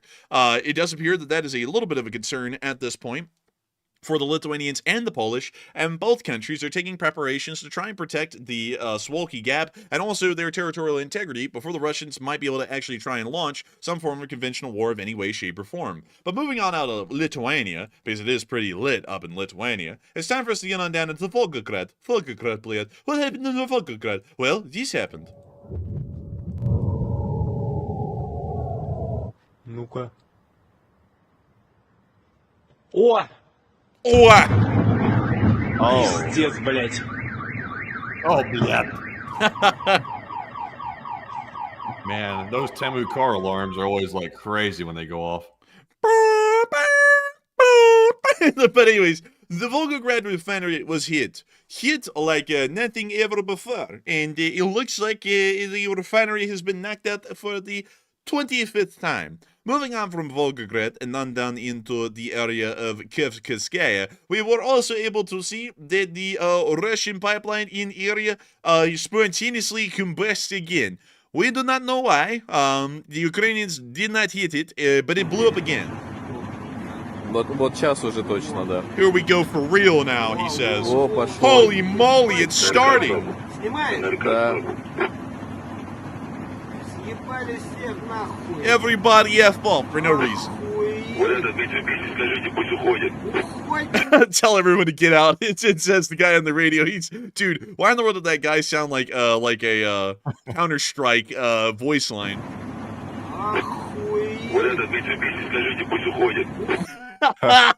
Wait, and then this guy who was like heard on the radio, they just yelled out into the blue yonder, "Everybody get out!" It's like, you man, gotta tell somebody. Dude, don't just yell it. This guy is sloshed right now. You know it, man. Everyone get out! He's yelling into the blue. Look at him.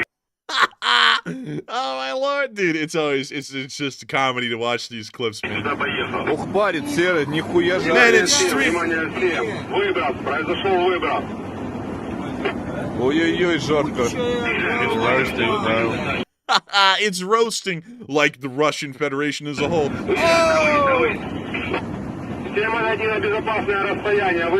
Да здесь 400 метров жарит. The guy on the radio is useless, and the guy sitting there drunk is useless too. It's like the dude on the radio is just like, yeah, bro, you might want to leave. It's kind of hot. Bro, he was sitting there in his truck. Oh no! Get out! Like, oh, he's like 500 miles away. It's like no one can hear you, dude. Oh, especially over the sound of gas literally venting out of the ground at high speed and being a roaring inferno like that.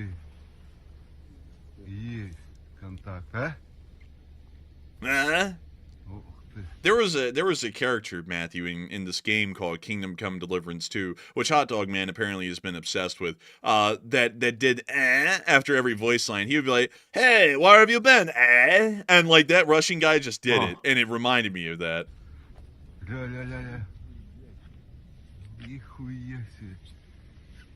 Why does everyone filming this sound drunk? Oh, they probably are very drunk. He's like, "Whoa, look at that. My best friend is going up."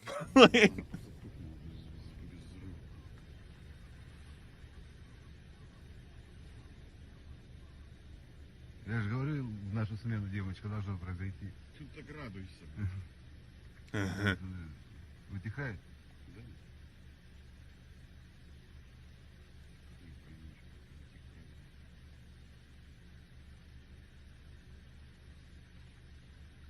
Whoa, look at the fire. It burns so brightly.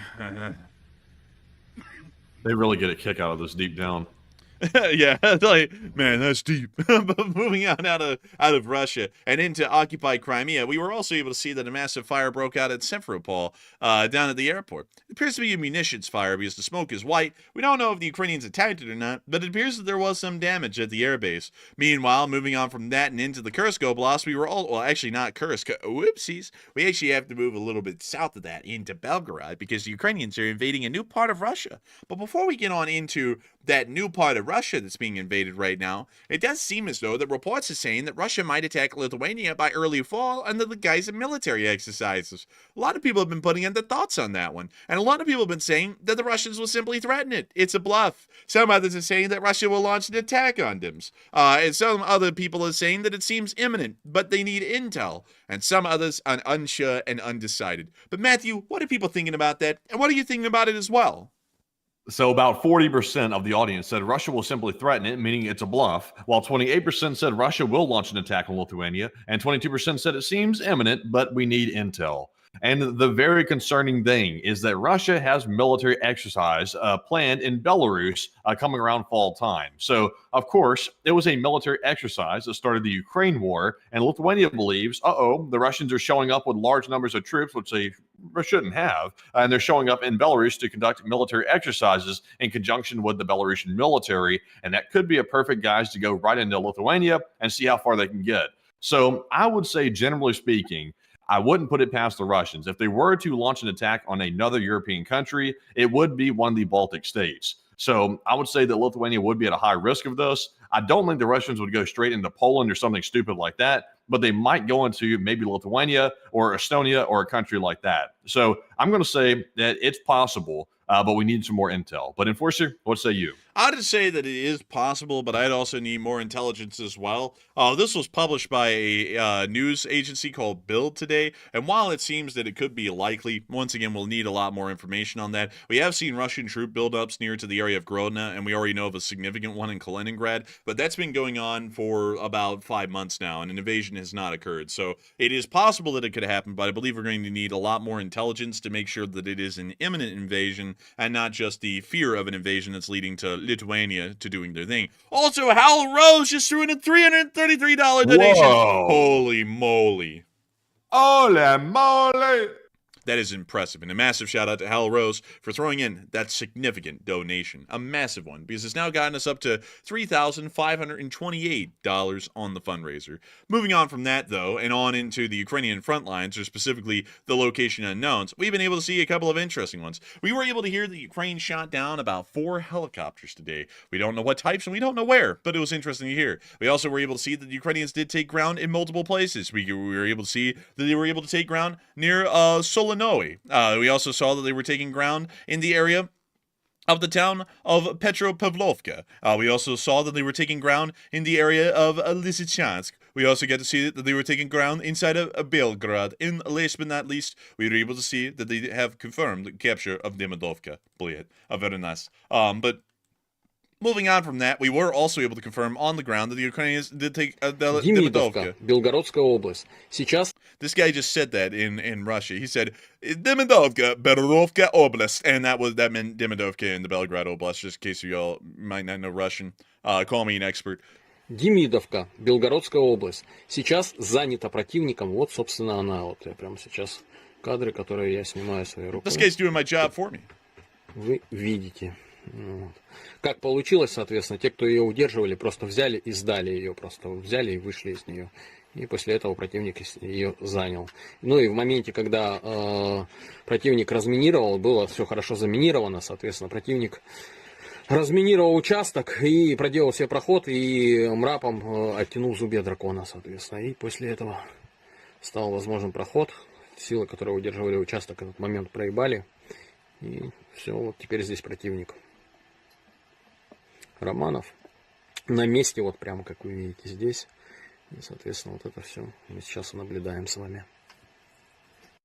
And as the Ukrainians continue to move further into the Belgorod region, the Russians are yelling "Oblast," as it does appear that a major bridge in Grevkovka was hit, and also it appears that there was a little gas pipeline that also ruptured as well. You know, that was the name of a very famous mobster. His name was Gaspipe. Really? Yeah, no joke. His name was Gaspipe. Bro, that's a goofy name for a gangster. Well, you don't want to know how he got it, but anyway. Anyways.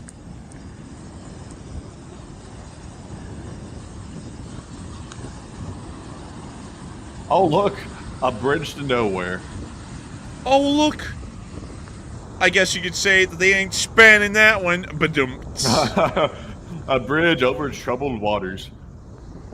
man, I think it's more so a troubled bridge over calm waters. Like, honestly, like it's Well, that's not the way the song goes. man, well, the song might go one way, but I'm going another. But we also were able to hear that Ukraine is now starting to hack drones and also play music over it as well. And here they go. Going in with that acoustic. Man, bro, some people have called me acoustic. Oh. And you see them now getting ready to hit that drone. And it looks like the drone's pile driving itself into the ground, possibly. And it did. And it was because it was hacked. That's at least what we were told. Well, Those that's hackers. Aw, man. But moving on from that and on into our next clip, we also were able to hear of the Russian casualty report. And ole mole! Holy moly, look at that. We've got 2 Bobcat skid steers today. Oh, I'm telling you what, they went all out for LSA Day today. They got 2 of the skid steers. They steer with skid. But Enforcer, tell us more. Oh, man, I'm telling you, we get some respect around here. Oh, man. The Ukrainians, they got 2 Bobcats just for the 3rd anniversary of the LSA. Oh, man, I'm telling you. But nevertheless, Miss DC Keeper of the Records was able to give us a rundown of the records today. 104 artillery pieces is a new record high daily loss. Very nice to hear on the day of the LSA. 6 MLRS is tied in groups as the 5th highest. 5 anti-aircraft tied in group as 6th highest. 157 drones ranks as the 18th highest loss, and 185 supply trucks is the 3rd highest daily loss. Now getting into those numbers. 1,470 Russian soldiers have been wounded and killed over the past 24 hours, along with 27 APCs, 185 supply trucks, 9 main battle tanks, 104 artillery systems, 157 drones, 6 MLRSs, 5 anti-aircraft warfare systems, and 2 Bobcats in a pear tree. So it was a very good day. It was a great day on the day of the LSA, the 3rd anniversary of the Least Spring Army. Moving on from that and up into the northern area near Kupiansk, we got to see Zelensky awarding troops with medals. We're going to be muting the music here. And we can see the soldiers talking to Zelensky. We can see Zelensky on the front with Rustem Umarov. Sadly, we can't play the audio. There's music over it, and it's probably licensed. I know. Boo-hoo-hoo. Very sad. But basically, in short, what Zelensky is saying is, I thank you all for being on the front lines. Many people have been saying that there are lines all over, and I can tell you that Putin is definitely snorting them, and we are going to be making sure to push the Russians out. We now see them talking further about the unit.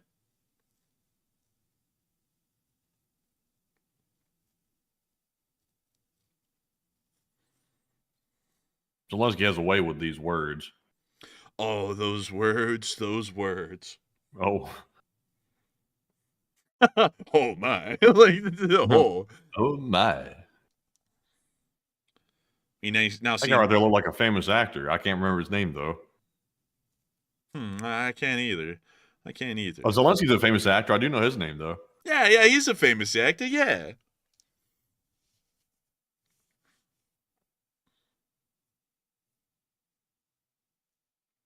And Zelensky asked this guy, how do you grow out your beard and stop the white hairs from getting in it? And that guy's like, I just moisturize.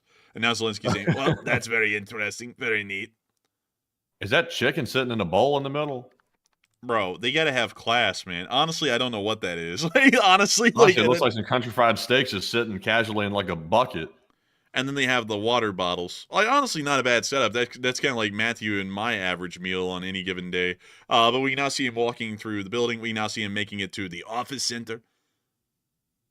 And this guy here is saying, this is where we put up all of our flags and also run our call center. And Zelensky's now like, it's a very great call center, very nice. I hope y'all are ringing up those Russians and wringing their necks. Very good job. It turns out they tried to scan the barcode on the Russians, and it came back as worthless in the register. So we said, add a price, any price. And now Zelensky is saying, I've got to say that this table is a very nice table, a real long-lasting table. We now see him issuing more awards, shaking hands and giving out medals. You'll see, it's very important to have camouflage nets around the room. We don't want the room to be exposed. We have to have these nets. They are hiding some windows out the back. Not trying to obsec it, but you could see them. But that's the end of the clip, and very nice to see that he gave out medals. Moving on from that and down into the Seberansky forest, we got to see that one Russian was complaining that he was in a meat grinder. Hello, I'm Norinsko Alexei Sergeyevich, a member of the 114th Brigade Separatist Assault Battalion. I'd like to share my problem. I came back from a combat mission. I was originally with 7 dwarves. I came back as the only dwarf left. The only one. Wow, how did I guess that? Oh, let me guess. Wait, let me guess. The guy's complaining before he even gets to the complaint that he went to the dentist and they wouldn't cover his dental care. Probably so, dude. He probably said, yes. I tried to eat the corn on the cob, and for some reason, one line of the cob I could never chew. Like, I did not like it. Yeshim, Seka, and me. They sent us to take a dugout and hold a perimeter defense. Well, as usual, they epic screwed us over. When we got there, we ran into the enemy. And out of everyone, I'm the only one still breathing. Thanks to our allies, they got me to Bereski village. Great OPSEC. Where I'm at now. Great OPSEC once again. What I want to tell you guys is this. They're sending people into meat grinder assaults. They're dropping bodies in piles. They don't give a damn about us. We're not even human to them here. There's no medicine at all. Not even an aspirin. If you get hit, they might toss you some analgin or keterol for pain. Ketamine? Like, what? Ketamine. They won't let you go through a military hospital. I've been serving since 2023. I'm stuck here. I've never had a single injury. Not wounds, no leave for injuries. No regular leave either. Want a break? Pay up. Don't pay? Keep serving. Or go storm some shit. No brains? Go storm anyway. Oh, that's I'm doing that for sure, man. They don't have the brains. That's the damn thing, sure. Bro, he called himself out. No brains? Just keep going. It's like, why not just and they're making him keep going, too. We've lost a ton of guys. And everyone knows it. Why they're quiet about it, they don't say. People stay silent because they're scared of ending up on the front line with a shovel. Well, that's the end of that clip. Shovel? Like, what are they going to do? Get them out there? They're going to send. So he's admitting they're going out there with shovels again. Yeah, no rifles, just shovels. They call them the shovel unit. Interesting. Yeah, that's something else right there. Honestly, it sounded like he said, "Listen, if you do good, you go to the front line. If you want leave, you go to the front line. If you want to go and get some benefits, you go to the front line." So it sounds like your option is probably go to the front line. Dude, it sounds like that like country thing where it's like, are you working? Yes. Go fishing. Are you not working? No. Go fishing. You know, that kind of a thing. But it's like the Russian version. Are you busy? Yes. Go to front. Are you not busy? No. Go to front. It's like the same thing almost. They got the same energy as if you got time to lean on the counter, then pick up a broom and start sweeping. Oh my god, dude. Don't even remind me of that stupidity, man. Like, it would be like, but the floors are clean. Sweep it anyways. It's like, what the hell? It's like, look, it's like, I know I'm a wage slave, but it's like, don't treat me like one. It's like, come on, man. Like, really. But anyways, moving on from that and down into Toretsk, we did get to see that the Russians were getting hit in Toretsk pretty heavily. Look at that. Oh. What do you got? Have you been checked for Tourette's? Because you got that little thing, you know, that little.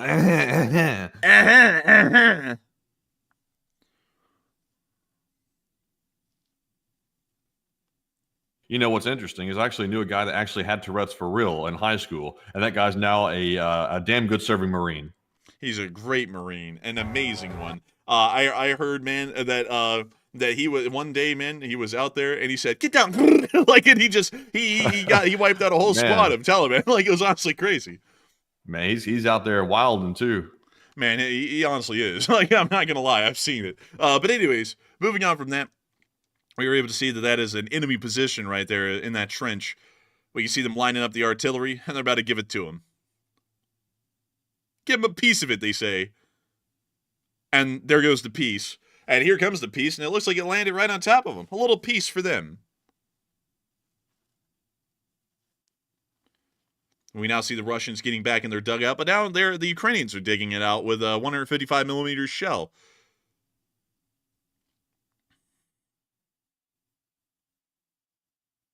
And it looks like they got one. Oh, look, it's a lot of. Yuck, and they got it. And here's another one. They're just hitting this building so badly. Just hitting right in the middle of the commie block. It's kind of wild how the commie blocks are somewhat resilient to these style attacks. Man, honestly, man, like the commie block's mindset is, listen, I'm not a part of a union for this. I'm just going to ignore it. Like it's the exact mindset, man. A straight brick house, I tell you. Remember, folks, unionizing is communist. I'm just kidding, by the way. But anyways, we can see them really slamming them good, I tell you.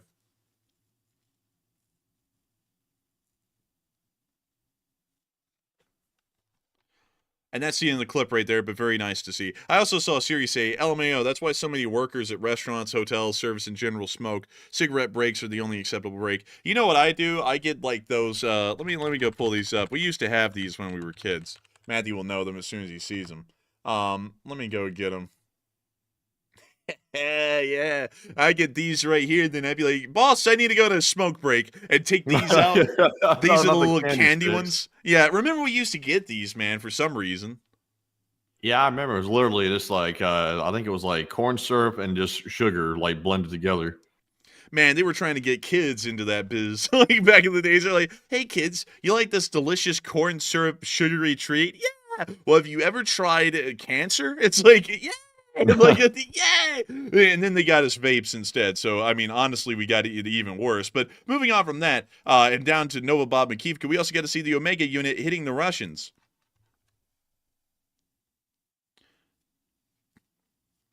And when you see them dropping them. Oh wow. Oh, Listen, that's my. no chesty puller, but that those house walls didn't seem like they'd been doing their reps for the day. Whoa. You know, I just make a video shitting on everyone and everything. The only person on this platform that's good is me. You know, I'm no elitist or globalist, but I sure am gonna shit on everybody. I mean, some people might say I have a political affiliation, but I'll shit on my own if it means I get an extra buck from AdSense. Man, but moving on from that and out of that clip and on into our next ones down in Pokrovsk. We also got to see the Ivanko Franco group hitting some artillery of the Russians. And there goes the Is that drone. Charlie Chaplin over there on the right? No, that's Ivanko Franco. Ivanko Franco. I don't know Dude, who that he is. mustache covering his mouth. Dude, he honestly looks like that character in that game that I was talking about. He's gonna be like, "We're gonna blow up some artillery, eh?" You know, something like that, over and over and over. I got so old. But anyways, when you see them just slamming them. Listen, I mean, that guy, he may not be the next chesty puller, but I mean, he could be the next Stalin. I mean, you know, look at that forehead. Whoa. I'm just saying. I mean, I'm not trying to bash him, but if some light rays hit that forehead, he might blind the Taliban. I mean, the standards in the Marines these days, they're dropping. They wouldn't have let someone in with a noggin like that. They would blind someone. Whoa. I mean, get some armor all because that forehead needs polishing.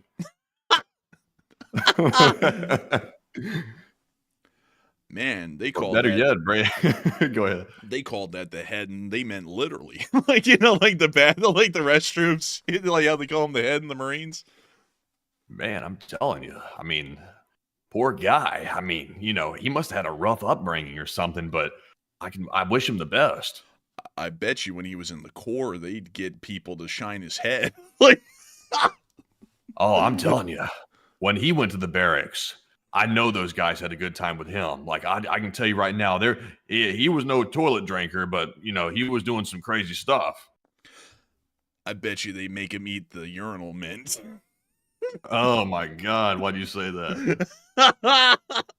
Oh my Lord. Oh, man, honestly, goodness. that stuff that, like, for example, when people try to like glorify like the hazing that goes on, and so, like, you know, for example, the Marines, it's like, are you really glorifying that? So like, you probably weren't like very happy with it when you were getting hazed yourself. You're probably crying like a baby. It's like, and now all of a sudden, now that you got out and you've endured it all, you're going to get out at like, that's real glory right there with some of that hazing. Yeah, let's treat people like shit and make them possibly consider offing themselves, because that's what the service is really about. It's like, really, is it though? You know, it's like, no, it's like, it's not. Oh man, I'm not even gonna get into it, man. That guy is just ridiculous, honestly. Being treated like a decent human being, throw that idea out the window. Like, it's like, bro, it's like, why? It's like why like, I guess when you join you know what's stupid, man? You know what's stupid is that people like him are like, let's treat incoming service members like shit, and then they ask the question, why is no one wanting to join the military? He's like, probably because everyone knows you get treated like shit. Like, you know, it's like, why do that when you could get any other job and not be treated like shit? That's because this new generation is just snowflakes, and they can't take the core. It's like, no, wait a minute. Let's clear the air out for a second. It's because of social media, and people in the military share these hazing experiences now for the entire world to see, and now everybody's aware of it. Because when that guy joined the Marine Corps, he wasn't aware of it because he didn't have access to social media because it was such a long time ago. It's like if you'd have known that going into it, you probably wouldn't have joined. Is the truth of it. Yeah, like really. But also we got to see these 2 Russian main battle tanks destroyed near Prokofsk today as well. It looks like one ran over the other, and then it got hit by an FPV drone, and the ammo started to brew up. Also, they got the USPS Eagle coming in strong with 3 stars. Like, man, Well, thanks for sure about that damn Eagle. It'll never deliver on time. Man, don't be dissing on the post office. Honestly, actually, the post office is actually doing pretty good, actually. Like, they actually deliver my stuff on time, actually. Yeah, the post office is really reliable these days, honestly. Like, I trust them with my mail, really. Like, we gotta cut the post office. Dude, if they did that, I would be so unhappy, man. Like, it's like, you're going to strip everything that the government's been known for, like, the post office, Amtrak, those things. It's like, come on, don't do that.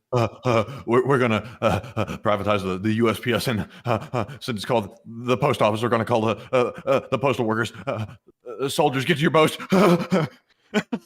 No man, he's gonna sit there and say, we're renaming the United States Postal Parcel, or USPP, something like that. Yeah, something like that. Let me balance these forks and knives together at the state dinner. But also, by the way, I'm completely forgetting the severity of what we're showing right here. The Russians did hit an electrical substation outside of Zaporizhia, violating the energy infrastructure ceasefire today. And here's the video evidence of it, in case you were wondering where it was.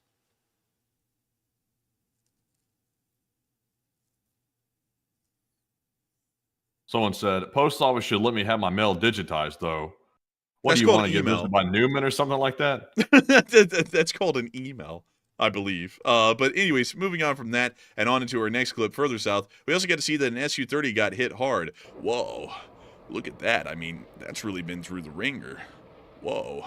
Also, by the way, just a little bit of a dampener on this. This is actually, I don't think, footage from the real deal. Really? Yeah, like look at the community note. Oh, we're getting rid of it. There we go. Anyways, moving on to Nova Kakhovka, we did get to see the Russian forces getting bombed down here in Kherson. Take a look at that. Whoa. I mean, they're really dropping those bombs. I mean, they're dropping those big kahunas. Whoa. Aw, man, you know what? What? That took a long time. That was very accurately like Hot Dog Man's response time. But you know what's crazy is I used to be able to shift the truck into second. I gotta be honest. Clutch. Whoa. No clutch.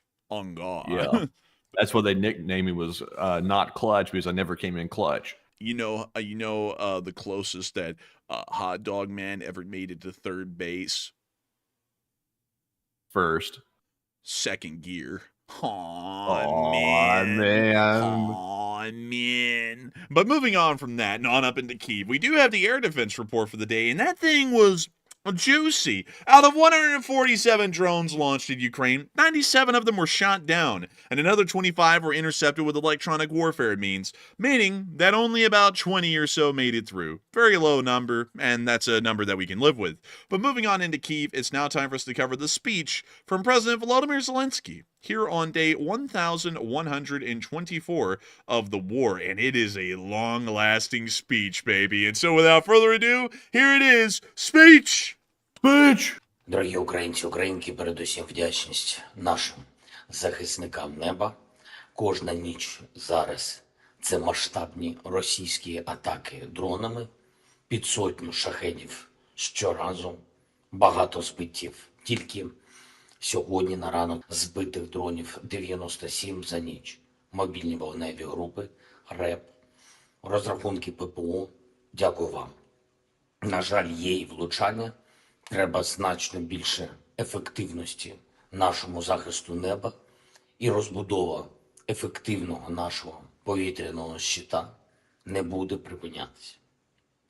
Я хочу подякувати сьогодні всім нашим партнерам, які нам допомагають в цьому, але потрібно більше систем ППО, більше відповідної амуніції для збиття дронів. Ми говоримо про це з усіма партнерами. Сьогодні вночі в Києві, на жаль, 3 людини загинули через російські дрони. Батька з донькою 5 років було дитині. Російський удар напередодні у Запоріжжі забрав життя цілої родини. Мама, тато, донька. Мої співчуття усім рідним та близьким. Потрібно також більше тиску на Росію, щоб цей терор припинився. І це залежить від усіх партнерів. Від Америки, від Європи, від інших у світі. Зараз, після минулої зустрічі в Саудівській Аравії, у Джеді, абсолютно всім світі зрозуміло, що Росія єдина, хто затягує цю війну. Єдина, хто її сюди приніс і кому треба її продовжувати. Вже з 11 березня є пропозиція безумовного припинення вогню. І такі удари вже припинились. Але саме Росія продовжує все це. І ще кожної ночі і кожної доби завдає максимально цинічних ударів. Без тиску на Росію вони там і надалі в Москві будуть зневажати справжню дипломатію, будуть і надалі руйнувати життя. Сьогодні вже друга зустріч української та американської команд в Саудівській Аравії. Цього разу більш технічного рівня наші військові, наші дипломати, наші представники Міністерства енергетики. Щойно я говорив з Рустемом Умєровим, він доповів мені про зустріч, про хід перемовин. Наша команда працює абсолютно конструктивно. Розмова достатньо корисна, робота делегацій триває. Але про що б ми зараз не говорили з нашими партнерами, потрібно дотиснути Путіна до реального наказу припинити удари. Хто цю війну приніс, той і повинен її забрати. І хочу також сьогодні відзначити наших воїнів, всіх наших хлопців і дівчат, чоловіків і жінок в силах оборони та безпеки України, в оборонній промисловості нашої держави, всіх наших волонтерів та кожного, хто працює на українську стійкість, всіх наших людей, завдяки яким позиції України мають силу. Дякую вам. А особливо воїни 72-ї окремої механізованої бригади. Молодці. 59-та окрема штурмова бригада безпілотних сил. Вчора я мав нагоду подякувати цій бригаді особисто на Донеччині. Сьогодні знов за результати в боях. Дякую. Дякую 152-й окремої механізованої бригаді. Дуже дякую вам, воїни. Воїни 3-ї окремої штурмової бригади. Дякую вам за успішні дії при звільненні села Надія в Луганській області. Наші люди щодня доводять, що Україна заслуговує на повагу, заслуговує на ставлення нашої держави на рівних і заслуговує на достойний мир. Пишаюсь нашими людьми. Дякую всім у світі, всім, хто підтримує Україну. Слава Україні! And Hiram Slava. And with that, that is the end of the speech from President Volodymyr Zelensky here on day 1124 of the stream. And that moves us on into the second segment, where we get to talk to all of y'all. But more importantly, it's time for us to get to talk to all of y'all about this poll that we threw up in here. And this poll in particular is from the city of Poznan, which is within Western Poland. Very nice poll. We like the polls. We love the polls, really. But beyond that, Matthew, what is this poll saying? What are people thinking about this poll, and what are you thinking about this poll as well?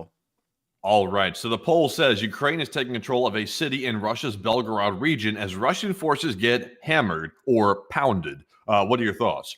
54% said Ukraine will continue to advance very fast, while 24% said Ukraine has limited momentum now, and 12% said it seems like skirmishes only. And I would say that it looks like Ukraine will advance into Belgrade pretty decently fast, but the question will be, how long can they sustain that momentum? Because once again, there are quite a few Russian troops over in Kursk right now that could be redirected right over to Belgrade to stop the advance. But at the same time, though, that would leave Kursk open, which is the place where Ukraine just withdrew from, which the Ukrainians could go right back into if the Russians withdrew or moved too many forces over to the Belgrade area. So a bit of a new catch-22 for the Russians, and also those North Koreans, which are still hanging around the area. So I'll say I'm with the 54%. But Enforcer, what say you? I think that the Ukrainians will continue to advance quite quickly at the speed and continue to take more villages within the area until they can be stopped by the Russians. So I would have to agree with the 54% as well. But alas, it is time for us to move on into another big thing of this time indeed. We've raised $3,688 as of this point of the fundraiser. Whoa. Look at that fundraiser. And, of course, we have to make sure to call out the top donors in between the last segment and this one. And, Matthew, who are our top donors? So these mysterious people tonight is Hal Rose, who threw in a $333 donation, and also Greg Carrier, who threw in a $50, along with Mark Young, who also put in a $50 as well. And that was all of our top donors since the last time we called them out. So huge shout to Hal, Greg, and Mark for throwing in that support and helping to keep the fundraiser rolling along very, very nice and steady. And like the Enforcer said, almost up to 3,700, which is fantastic to see once again. Another smashing fundraiser on another Sunday on March the 23rd of 2025. But Enforcer, what say you? And I'd say it was an absolutely amazing fundraiser, truly an amazing one, an incredible one through and through. And I got to give a massive thanks to y'all for continuing to support Ukraine and American and Western interests around the world, because folks like y'all are what makes the Lee Spring Army special and worth celebrating here on the third anniversary of the founding of the Lee Spring Army. So a massive shout out to all of you once again, and long live the Lee Spring Army. And with that in mind, it is time for us to move on into the question segment, where we will get to talk to as many of y'all as we can. We will probably be answering questions here for the next 20 minutes or so. We usually try and round out fundraiser streams about an hour earlier than most other normal streams, due to the fact that we like to get a little bit of sleep to head into Monday. So with that, Matthew, what do we got? All right, so jumping into our final question segment of the night, we are jumping straight into our Morse code decoders of the stream. We had Cliff Simonson, Mark Hodges, Earl Bernew, Kevin J, Paul Schultz, Dave Millsaps, Royal Fluffiness, as well as Arabelle Garbo, Johnny Dog, and Norm Pritchett. They said the Morse code says for today, if I can stop stuttering, here is to 3 years of the greatest army on the internet, the Lee Spring Army, LLT LSA. And ding, ding, ding, ding, ding, ding, ding, ding, ding, ding, ding. That's the sound of money. Y'all got that dead on the nail. Here is to 3 years of the Lee Spring Army, and a massive congratulations for y'all for getting that Morse code message dead on the nail.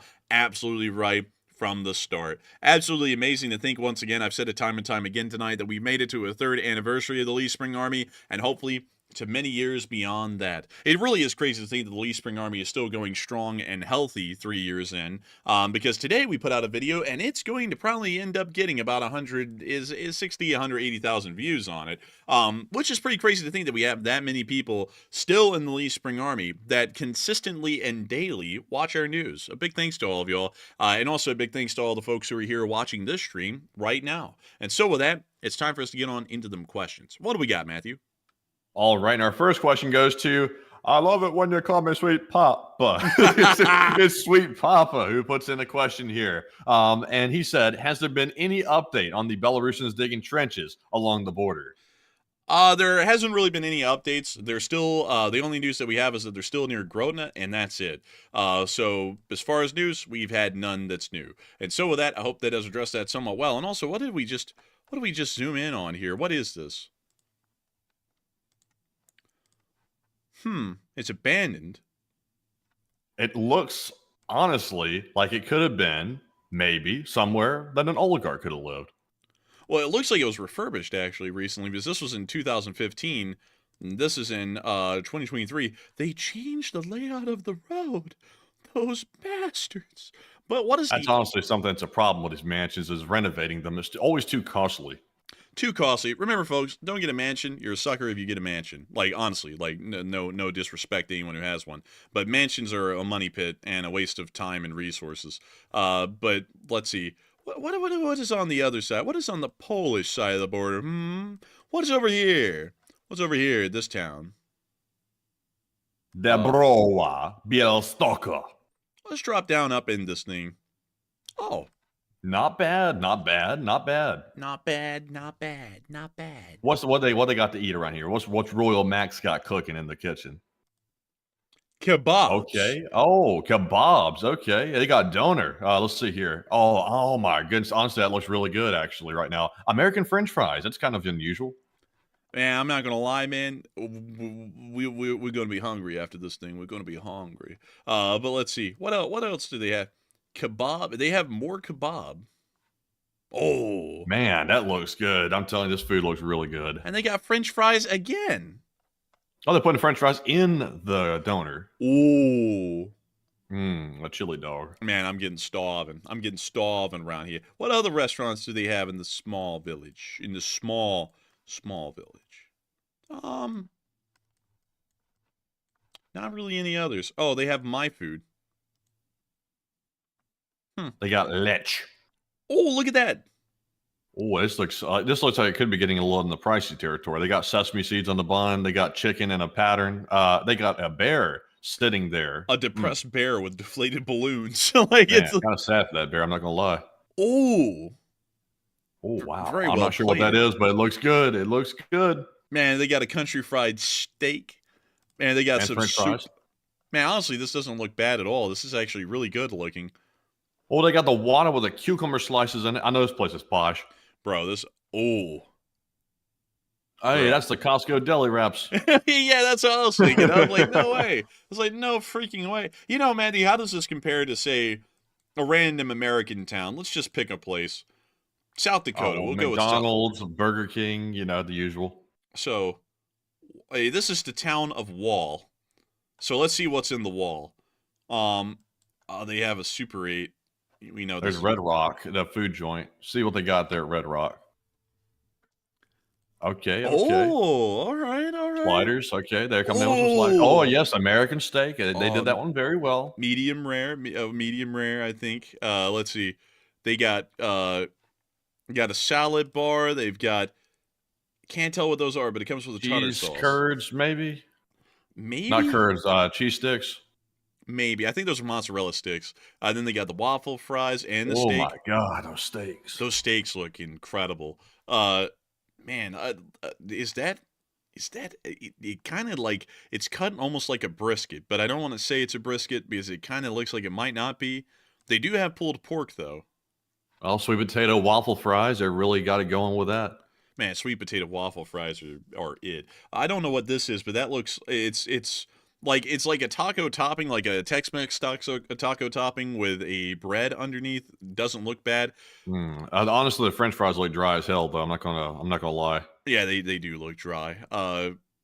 But man, I'm not gonna lie, that's a pretty good looking restaurant right there. Is that the only one in town? No. They actually got the Badlands Saloon and Grill. Oh, okay, they got a theme. Oh, look at the place to the right of it, though. Look at that. Oh man. Bro. Anyways, they got big skits and gravy. Wait, why does this not show me the picture of the food? Here we go. Man, they got wings and they got a salad. They got a burger. They have man, they did the bun good. You know when they know how to do the bun in that caramelized form, they put the bun on the grill for a second and put some butter on it or something. Yeah. You know they know what they're doing. Yeah, man, you really do know that they know what they're doing when they do that. You know what I mean? Like, I don't know what. Good fries. Good fries, yeah, but I don't know what that's supposed to be. Just little cutlets of meat, with some sauce, I guess. They have a country fried steak. That's kind of wild to think, man. The country fried steaks go all the way out into the west. Like I thought they were kind of more of a southern thing, but they're all the way out here in South Dakota. So I guess they've traveled around. Is this a tourist town of a sort? Because I'm not gonna lie, man. This kind of looks like a tourist town. It kind of does, honestly. I'm not gonna lie. Like the steaks on the grill is really looking good. Dude, this is like some sort of a tourist town, I think. I think it might be. And it's in the middle of nowhere. It's like there's not even a major populated center nearby. Like it's the Badlands National Park. That's what they want there for. Oh, okay. Well, let's go look at the Badlands. Bro, that land is Oh yeah, bad. look at that. Yeah, that's actually that's something to see in real life. That's interesting looking. Man, entering the Badlands. Why is the font different than every other national park? Man, it's honestly. I also look at the National Park Service, and they're supposed to take care of the animals, and they put spikes on top of the sign here so the birds get stabbed if they try to land on it, bro. Man, It's the F total you, opposite of the bird. national park. Come on, man. Man, honest, bro, a bird gets out of that hellhole and they're like, oh, finally, looks like a little perch to sit on. And gets impaled instantly landing on it. But honestly, that's actually pretty cool looking. That is actually like I've seen this place in pictures. I didn't know what it was called though. So apparently it's just called the Badlands, kind of like a mundane name for it. It actually looks really cool. But let's see. Man, when a British person runs into an idiot, but they can only regale how much of an idiot they are. Oh, wanker! Like it's just like Wanker, and there was a wankster over there on the right. You see that? waste the wanker. Like, Waster. oh, hey, look, there's a launch facility out here. Oh, Oh well, that's I nice. can't really go into it, Top sadly. secret. Any silos nearby? There probably will be. This is South Dakota, and so a decent amount of them are around here. No. Also, Hey, by the way, for Yuma said, if you can't do a proper grilled steak, don't continue to try cooking. Get some help. Here's the problem, though. I don't have a grill, so I've cooked steak before, a little small little steak that came with the HelloFresh. We're not sponsored, but I tried cooking it on the oven with the pan with some olive oil in it. Honestly, though, terrible idea because the grease pops everywhere, like a total mess. And the steaks turned out good, like they tasted good, but it was a bad cut of meat. I'm not gonna lie. So I haven't had a real proper steak in a minute, but I haven't checked on meat prices yet recently either. I'm sure it's probably out the sky expensive, but maybe one day we'll get that steak again. maybe one day. Let's go check out this town, Matthew, of Manhattan in Kansas, which you wouldn't think of Manhattan would be in Kansas, but let's take a look. Oh, there's a university here. I'm sure the food place is going to be kind of mid. Where in the world are the food places? Okay, There's one. a Thai restaurant and Cinco de Mayo Mexican restaurant. We'll go with the Thai one. All right, they got the Thai roof. That looks pretty interesting. I don't know if that's good or not. Like honestly, oh, that looks good. That actually looks good. Like That does, honestly. Thai peanut noodles is what I think that Pad is. Thai. How do you know? Are you sure? Are you sure? I'm pretty sure it's pad Thai. I'm pretty sure. Or Man, lo all mein. seasoned rice, dude. That's got to be good. That's got to be so good, man. I'm honestly fiending for some food right now. This soup, I don't know what it is, but it doesn't That look soup that. ain't looking right. I'm not liking it. You know what it looks like, man? It looks like dirty dishwater with vegetables in it. It kind of does. It kind of does. But that soup looks good. That does look good. That beverage that they have over there looks really good. It looks like a float. This one, Yeah, and that's not a float. That's some type of that boba tea or something like that, I think. I'm not really. We sound so redneck, right? I think that's some kind of a boba tea. I was about to agree with you. I was like, I don't really know. I think those are ice cubes. I can't tell Well, I mean, though. they don't have to necessarily have the boba ball in there, but it can still be boba tea. I mean, that's true. Yeah, I'm a little stupid, so so I take it for what it is. Where are some other restaurants? Let's see. We have the Tallgrass Tap House. Oh, pizzeria. We got pizzeria over there. Oh, Check that. Oh, look at this. They got beer too. Where? On the Oh, right. AJ's New York Pizzeria.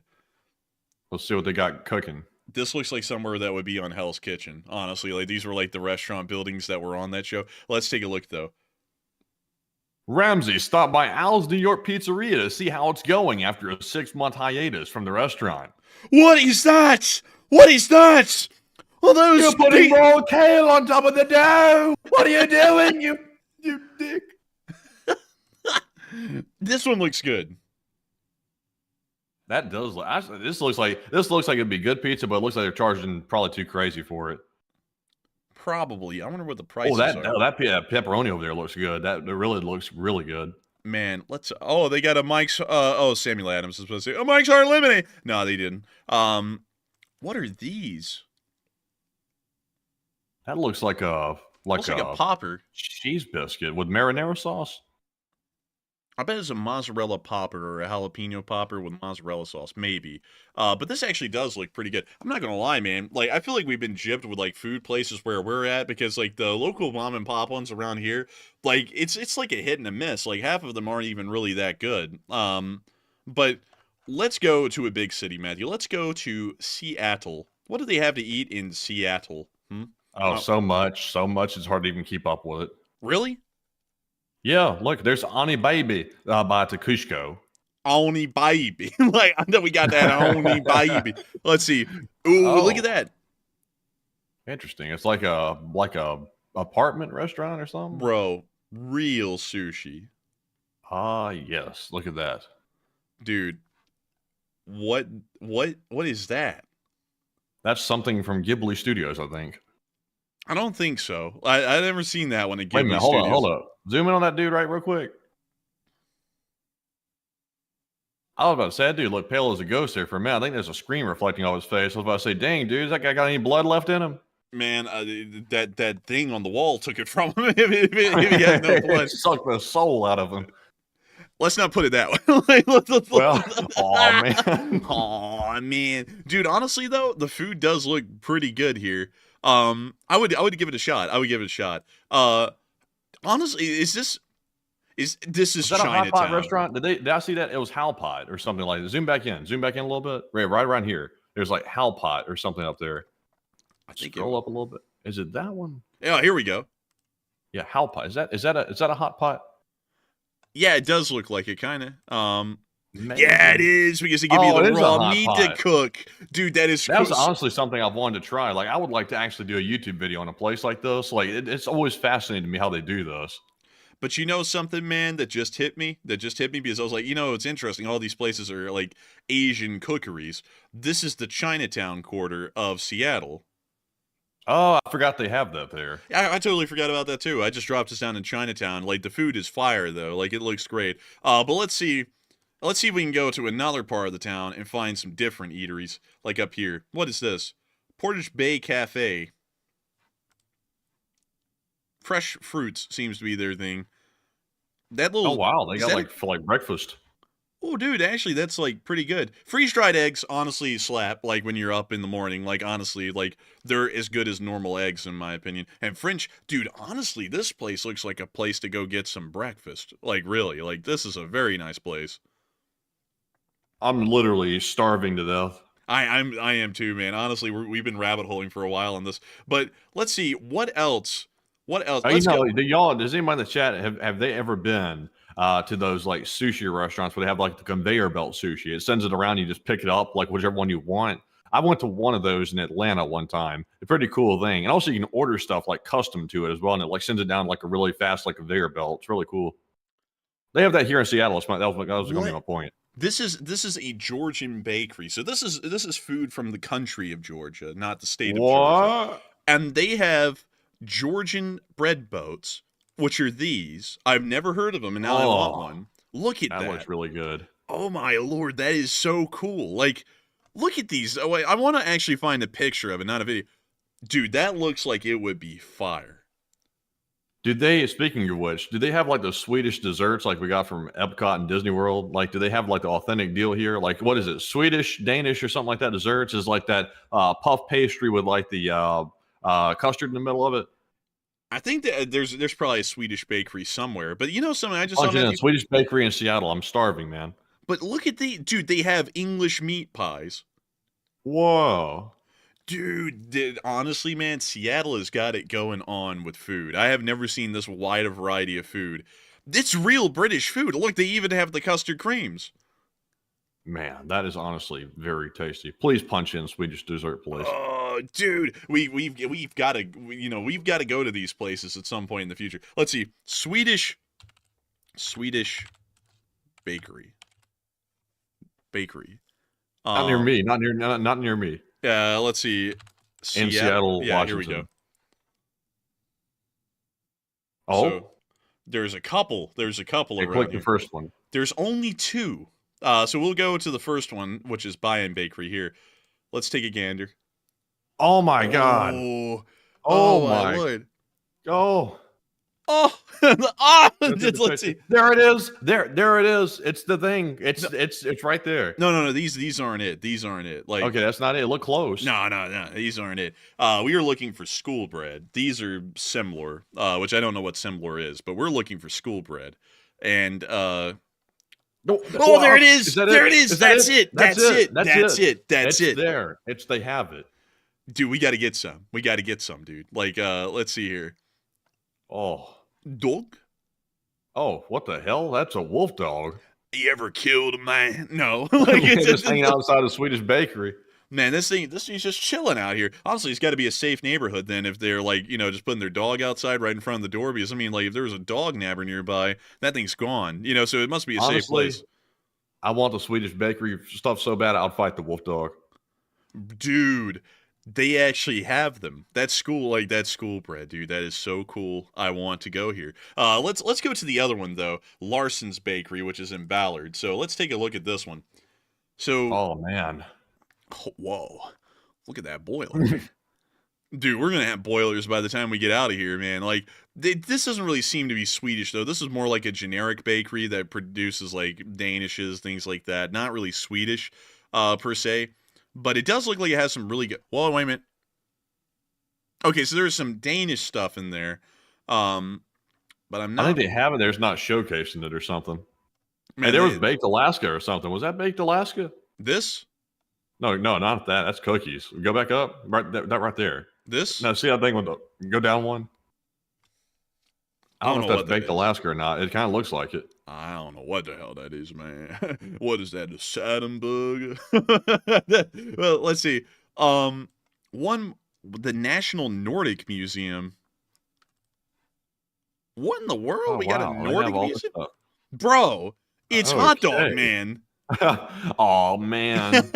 I made it to Seattle. Oh, man. But, interesting. I didn't know, dude. They got an insane amount of museums, by the way, man. Here in Seattle, like they got a load. Also, man, I saw this gasworks park, and honestly, I liked it, man, because of this industrial gas facility that they turned into a park. I don't know why they kept it, but it is pretty unique, and there's a park surrounding it. Yeah, it's actually impressive how nice Seattle is. It's like I've just never seen anywhere like in the South that looks anywhere close to how nice this city is. Yeah, it is. It is just wildly cool, honestly. Also, man, what is Seawolf Bakers? What do they have? What do they have? Pretzel bites. Bread. More bread. Cheddar lie rolls. Those have got to be good. Honestly, man, dude, this is the place. This is such a cool place for food. What? Also, by the way, we better get like moving on these questions. By the way, we're starting to run late. Man, now you just said that, I just realized. But anyways, with that, we are on to the next one. And this one goes to Vaughn McKenzie, who says, "Why do current events echo the lead-in to World War II?" Why do current events echo the lead-in to World War II? Yes. Because they do. That's the best way I can explain it. I'm just kidding. I'll explain a little bit more. Right now, the Russian Federation has made it clear that they have territorial ambitions that expand beyond their current conflict. They are misleading the United States into believing that that is not the case, but once we conclude this in Russia's favor, they're going to move on further territorially into Eastern Europe. That's the same as Germany did in the lead up to World War II. They tried to deceive Britain and France into believing that their territorial ambitions only lied in annexing areas where there were a large number of German-speaking people, such as the Sudetenland in Austria, and the British believed that, gave them the territory on terms that were favorable to the Germans, and then the Germans continued to invade Eastern Europe anyways, meaning that they lied and they deceived the West, much like the Russian Federation is doing right now. And a sucker would only believe that the Russian Federation doesn't have further territorial ambitions moving westwards. So with that, I hope that does address that the best I can, at least in my opinion. And with that, we are on to the next one. And our next one goes to AF Kaplan, who says, "Do you believe that Latvia and Estonia will follow suit and start mining their borders with Russia and or Belarus?" I don't really think that any other country except for Latvia has a border with Russia and Belarus, but I have a feeling that they're all going to start laying out landmines for protective reasons.